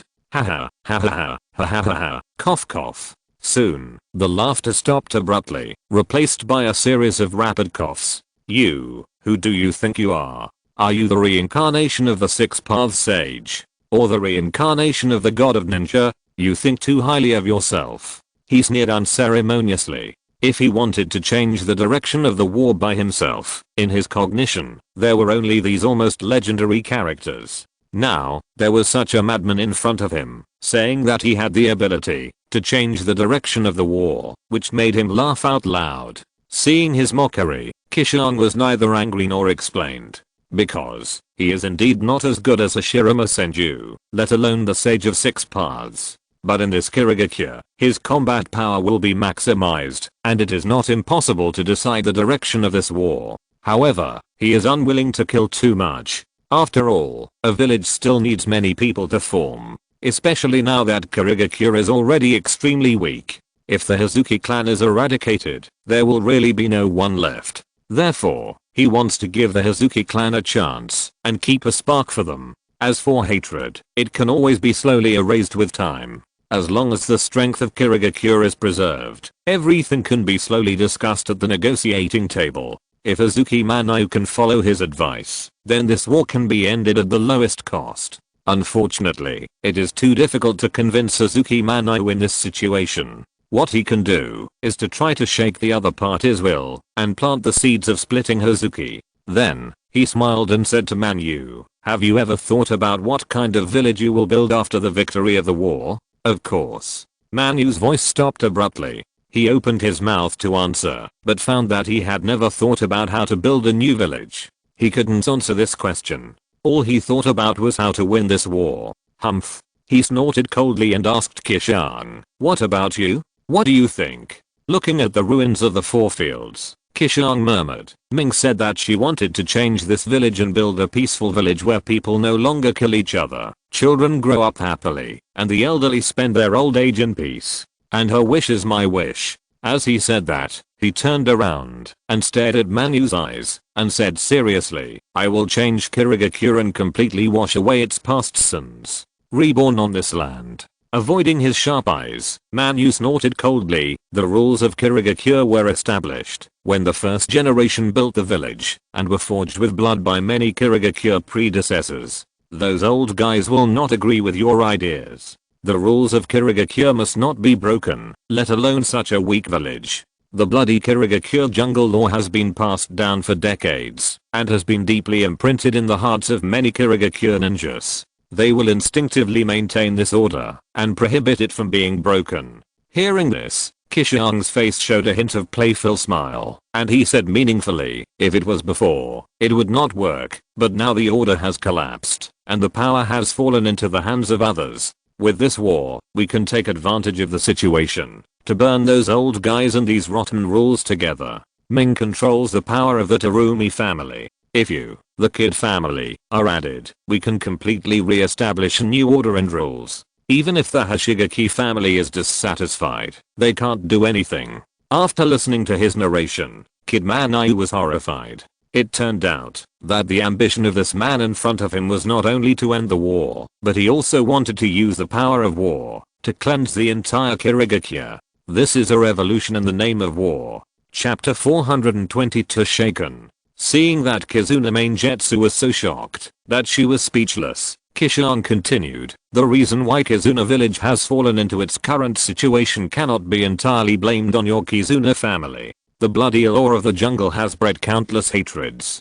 It is difficult for people to trust each other, and there are constant frictions between families. Without your Kizuna family, the next family will provoke a war. You just happened to meet the key people at the critical time, did the key things, and finally created the current situation. In the final analysis, it was the bloody law of the jungle that caused cracks in Kizuna, which gave people the opportunity to take advantage of it. If Kizuna is rebuilt according to the old system, it will be nothing more than repeating the cycle of the first generation of village building. Whether it is for you, me, others, or even our future generations, it is a disaster, and it will leave endless harm. As the young patriarch of the Kizuna family, shouldn't you consider your people? As he said that, he looked deeply at Kizuna Maingetsu next to him. Manu suddenly felt that the pair of sharp eyes seemed to penetrate his hard heart and reach the depths of his fragile heart. Qishuang's words touched him deeply. As the young patriarch, although he has not yet taken over the power from his father, he still roughly knows that many members of the clan or affiliated families die every year. In addition to some deaths in battle, the rest are all killed by other people in Kirigakure due to various rules. Although his father was heartbroken, he could do nothing about it, because the rules of Kirigakure are like this. The reason why the Kido family has declined so quickly since the death of the second generation of Mizukage is not only because of the suppression of the third generation and the other major families, but also because of the bloody jungle law. Various forces have used the rules of Kirigakure to aggravate the loss of personnel in the Kido family. In just over a decade, the family assets accumulated by the second generation for the Kido family when they were in power have been consumed completely. Not only that, except for their Kido family, the other families have also been in a state of consumption due to the bloody Kirigakure rules. Therefore, compared with the other 4 villages, the Kirigakure village as a whole has a lot of self-consumption, even when it is not at war. Therefore, since the establishment of the village for so many years, the power of the Kirigakure village has hardly made any progress, but has a tendency to become increasingly sluggish. Now, after experiencing continuous unrest, the overall power of the Kirigakure village has shrunk greatly, not even half of the level before the Third World War. Such a result is shocking. At this moment, Manzuki Kizuki's heart was shaken a little. He couldn't help but start to think, if the old system was really abolished and Kirigakure was rebuilt, would his people live better? But soon, he rejected this idea in his heart, because, to take this step, he needs to take over the power of the Kirigakure family, end the war, and negotiate with Terumi Hoshigaki. And his father, who is determined to dominate Kirigakure and control the position of Mizukage, will never allow him to do this. This means that he has to seize power from his father, and the result is that the Kirigakure family is divided. This led to the defeat of the Kirigakure family and heavy casualties. He could not accept such a result, because he will never forget that his name is Manu of Ghost Light. His last name is Ghost Light. Then, he said to Qishuang in a complicated tone, the future is too vague. No one knows what will happen, but the bad consequences now can be seen immediately. Don't you think that your suggestion is too unfair to our Ghost Light family? Ahem. He didn't have such a noble character to sacrifice the entire Ghost Light family to fulfill Kirigakure. Fair? Qishuang sneered, and then said, there is no fairness in this world. It's nothing more than seeing who has the bigger fist. If you are sure of winning this war, I can also accept your proposal. As he said, a playful smile appeared on his face. I hope that, when the day comes, that our Ghost Light family is about to win, you can still show such a confident smile. Ahem. Manu of Ghost Light narrowed his eyes and looked at him deeply. Although Manu still looked calm on the surface, he was already uneasy in his heart. Because the calmer the opponent is, the more it means that the other party is sure to defeat the Ghost Light family. Don't worry, I won't give you this opportunity. Qishuang replied tit for tat. Where is Sujetsu? Where is Sujetsu? Not wanting to continue the previous topic, Maingetsu Hazuki turned to ask about his brother's whereabouts. Nana Frost waved her hand and said nonchalantly, don't worry, he should be safe for the time being. Sujetsu Hazuki is one of Orochimaru's most important experimental subjects. Orochimaru will not harm his life without special reasons. It's just that he is not free and his life will be very frustrating. Tell me where he is. Seeing Nana Frost avoiding the answer, Maingetsu Hazuki reached out and pressed the handle of the knife behind him. The two talked for a long time, talking about a lot of illusory things, and his patience has reached its limit. Now, he just wants to know the whereabouts of Sujetsu. Nana Frost smiled slightly and whispered, as long as you promise me to help us end the war and re-establish a new order in Kirigakure, I will tell you the whereabouts of Sujetsu Hazuki. Dream on. Maingetsu Hazuki immediately rejected Nana Frost's proposal, and he was so angry that he pretended to draw his sword.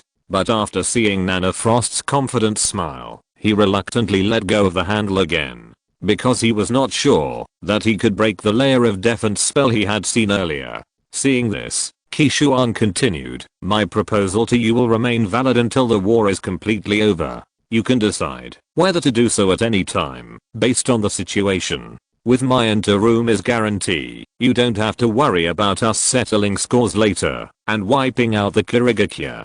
Because rebuilding the Kirigakure also requires your strength. Seeing that the other party looked like he had won, Kirigakure Maingetsu felt as uncomfortable as if he had eaten a fly. He estimated that he had been out for a while and had figured out the other party's intentions. He no longer wanted to continue the conversation, so he said coldly, I hope that when our Kirigakure wins the war, you will still be so calm. After saying that, he pretended to leave. Looking at his back, Qishuang persuaded him again, don't you really care about what kind of village your brother and clan members will live in the future? The old era is about to pass, and the new era has arrived. We are the protagonists of this era. The future of Kirigakure will be dominated by us. Have you never thought about using the knife in your hand to actively choose a path you want? Waiting will never give you what you want. If you want it, go get it yourself. His words once again penetrated deeply into Manu's heart, and the faith that had finally stabilized was shaken again.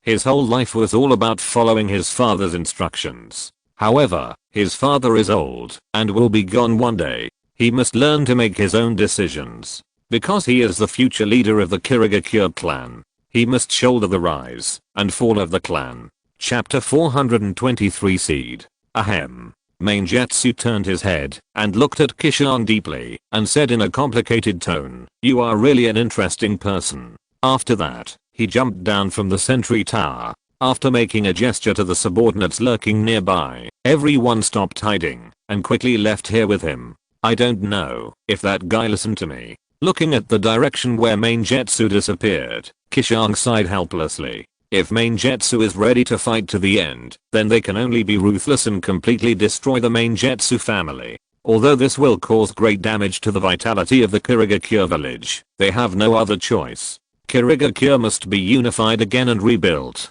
Then, he also got down from the sentry tower and prepared to return to the Terumi family's residence. At dawn, they will launch an attack. On the other side, Afei had just left Terumi's house when Zetsu found him. The reinforcements are here, just outside the village. What are you going to arrange? Black Zetsu asked in a low voice. Afei thought for a moment, squinted his eyes and said, aren't they going to implement a decapitation tactic? Then we should just wait for that guy to come. The reinforcement have just arrived, so it is thought that the news will not leak out. It is perfect to use this hidden unknown state to set a trap.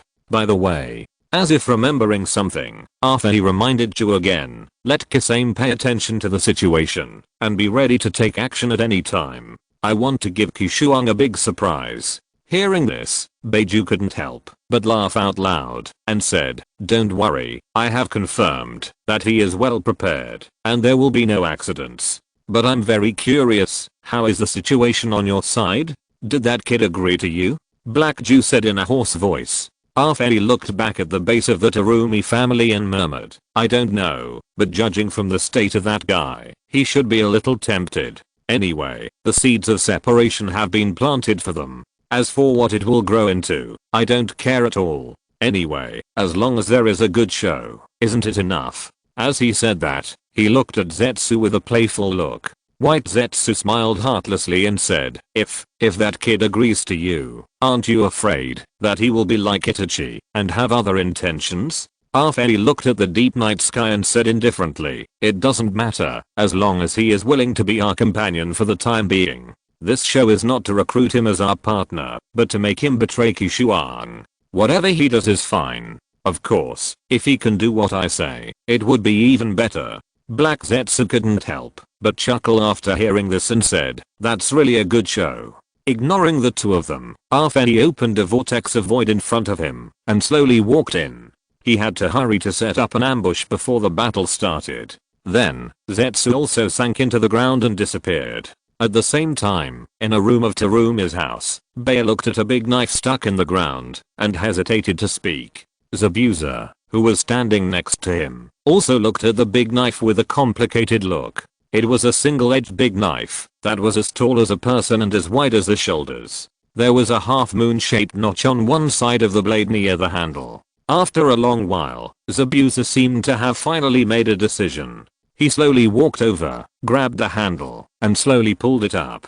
Only then did Bea see the whole picture of the big knife. The big knife had no sharp tip, only a smooth blade on the top, and a large round hole near the top. He couldn't help but wonder if the user would break the big knife because of too much force due to such a strange structure. Not noticing his partner's thoughts, Zabuza calmly attached the sword to his back with chakra and whispered, "Bea, you will definitely support me, right?" Hearing this, the young man suddenly came to his senses, looked at the bandaged man's expectant eyes, and said solemnly, "I will. No matter what Mr. Zabuza does, I will support him." He didn't care about anything about Kirigakure, he only cared about Zabuza. Wherever Zabuza went, he went. Whatever Zabuza did, he did. Glancing at the clock on the wall, Zabuza said complicatedly, "It's almost time. Let's go see how they are preparing." After that, he took Bea out of the room. Only a deep knife mark was left on the floor, as if showing that someone had stayed here.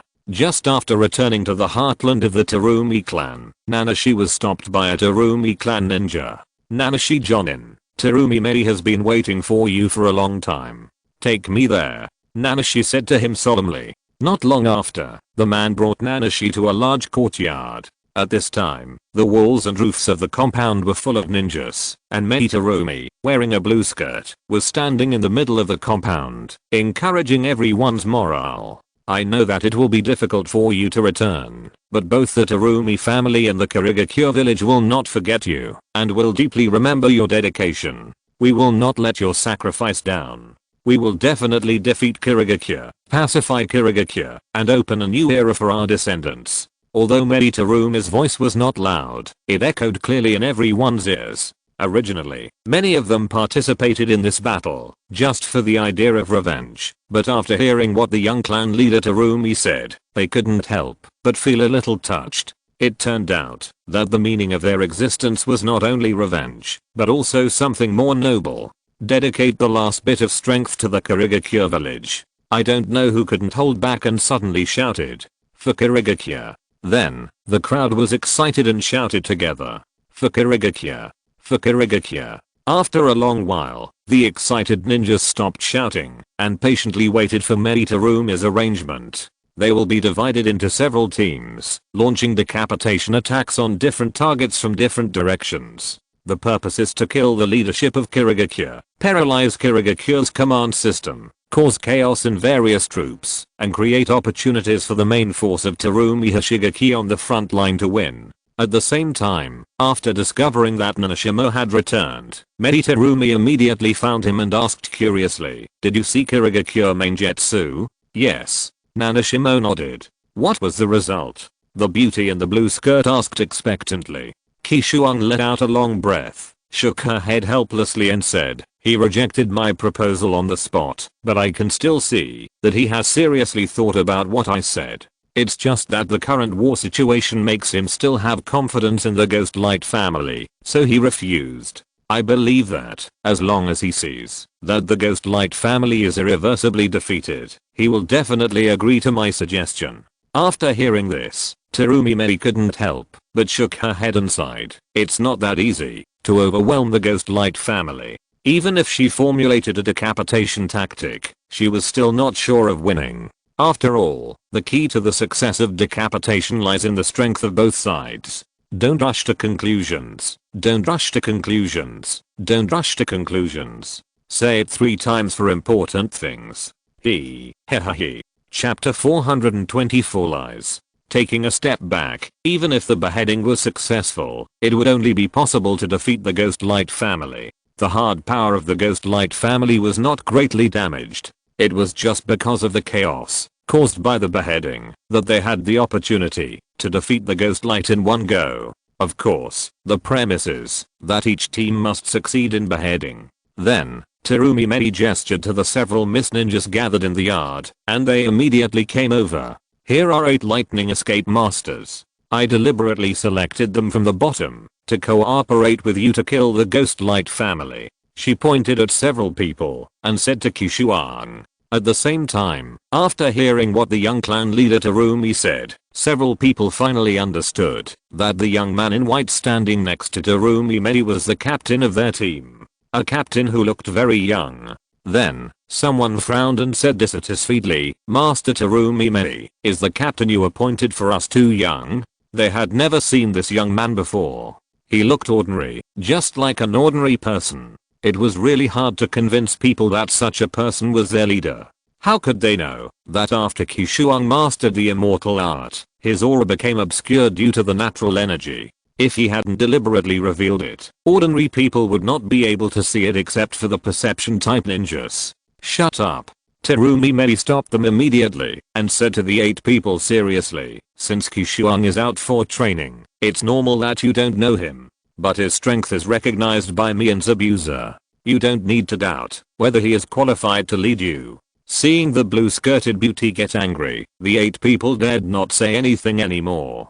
Because the matter was of great importance, with Terumi Medi's identity, it was impossible for her to joke about such a thing. However, there were still 2 guys who were worried, and they quietly cast inquiring eyes to Zabuza, the demon who was also preparing to lead the team to carry out the beheading mission not far away. Knowing the whole story, Zabuza nodded and gave a positive answer. Now the 8 people were completely relieved. Although they were all ready to face death, they didn't want to be led by a mediocre leader and die in vain without any achievements. Then, Medi Terumi said to Nana Shuang, "There is still a little time. You can take them down to have a chat. Increasing mutual understanding will make it easier for you to act." Then, she stuffed another note into Nana Shuang's hand and said, "The time above is your departure. All teams will start the action at the same time. I still have to preside over the battle, so I won't accompany you. Remember, be careful." Although she knew that Nana Shuang was protected by the ice release chakra mode, and it was unlikely that anything would go wrong, she still couldn't help but remind her.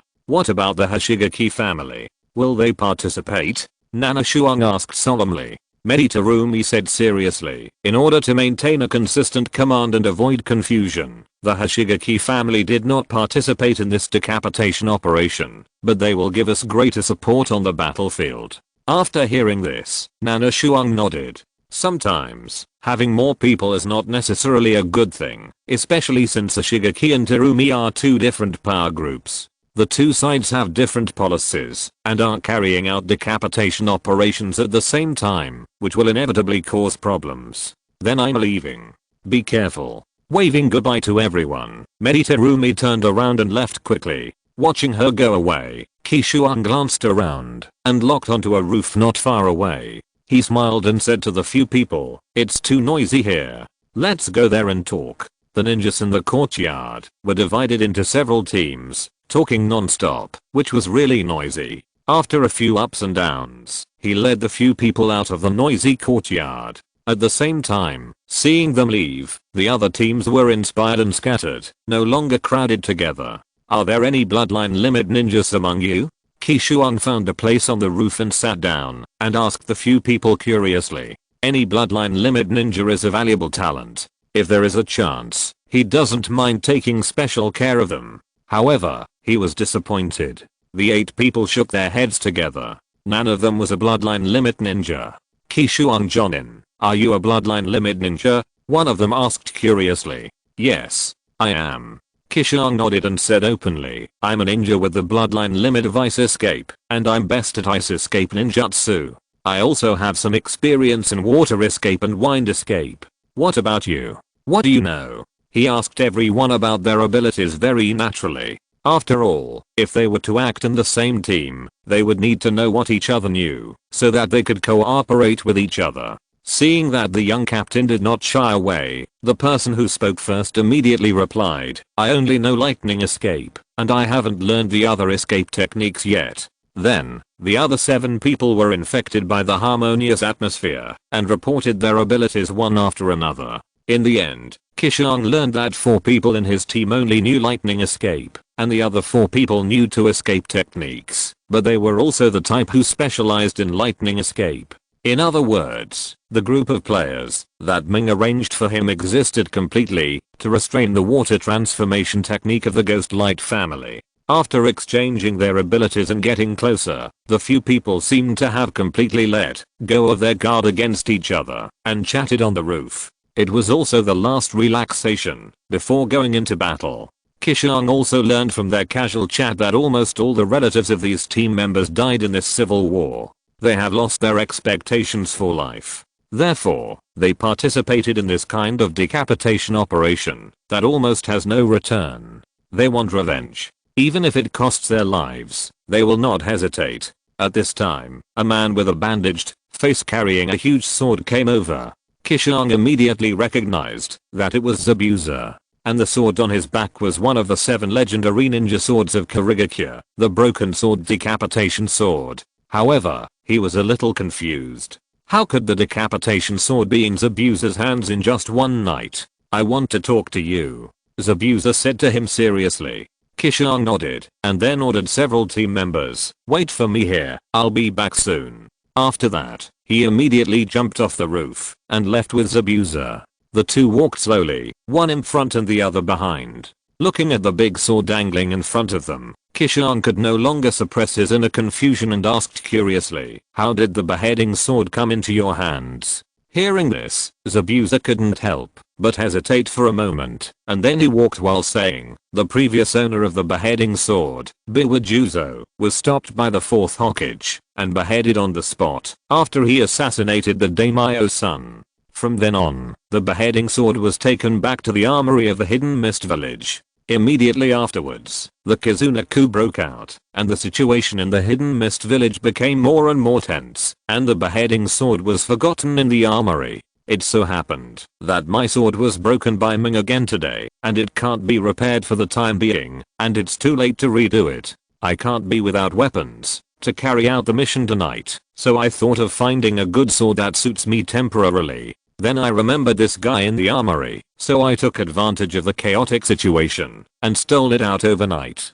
Qishuang nodded after listening and suddenly realized, "So that's how it is. Then you have picked up a treasure. I remember that this sword has the ability to absorb blood and repair itself, so you don't have to worry about it getting broken in the future." Upon hearing this, Zabuza couldn't help but twitch his lips. He remembered his precious knife that was broken by Ming. For a ninja like him who is proficient in swordsmanship, different swords have different degrees of compatibility with themselves, and a hasty change of swords will affect the performance of his own swordsmanship. Especially this beheading sword, which is very different from his original sword. Although he can control this sword with his deep foundation in swordsmanship, it still feels a bit awkward and not smooth to use. Notice, my previous blocked chapter has been unblocked. The general content is the last level of the 3 Snake Princess assessment. I completely deleted and rewrote the lust, desire test and replaced it with something else.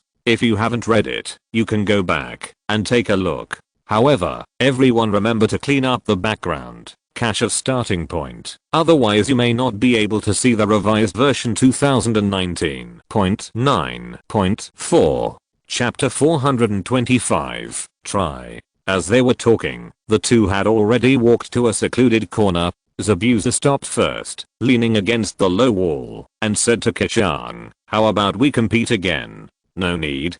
Qishuang shook her head, leaned against the opposite wall, and sighed. "Even if you change to the beheading sword, you still can't break my defense. If you change to the thunder blade, Samehuda or Fimo, there is still a glimmer of hope.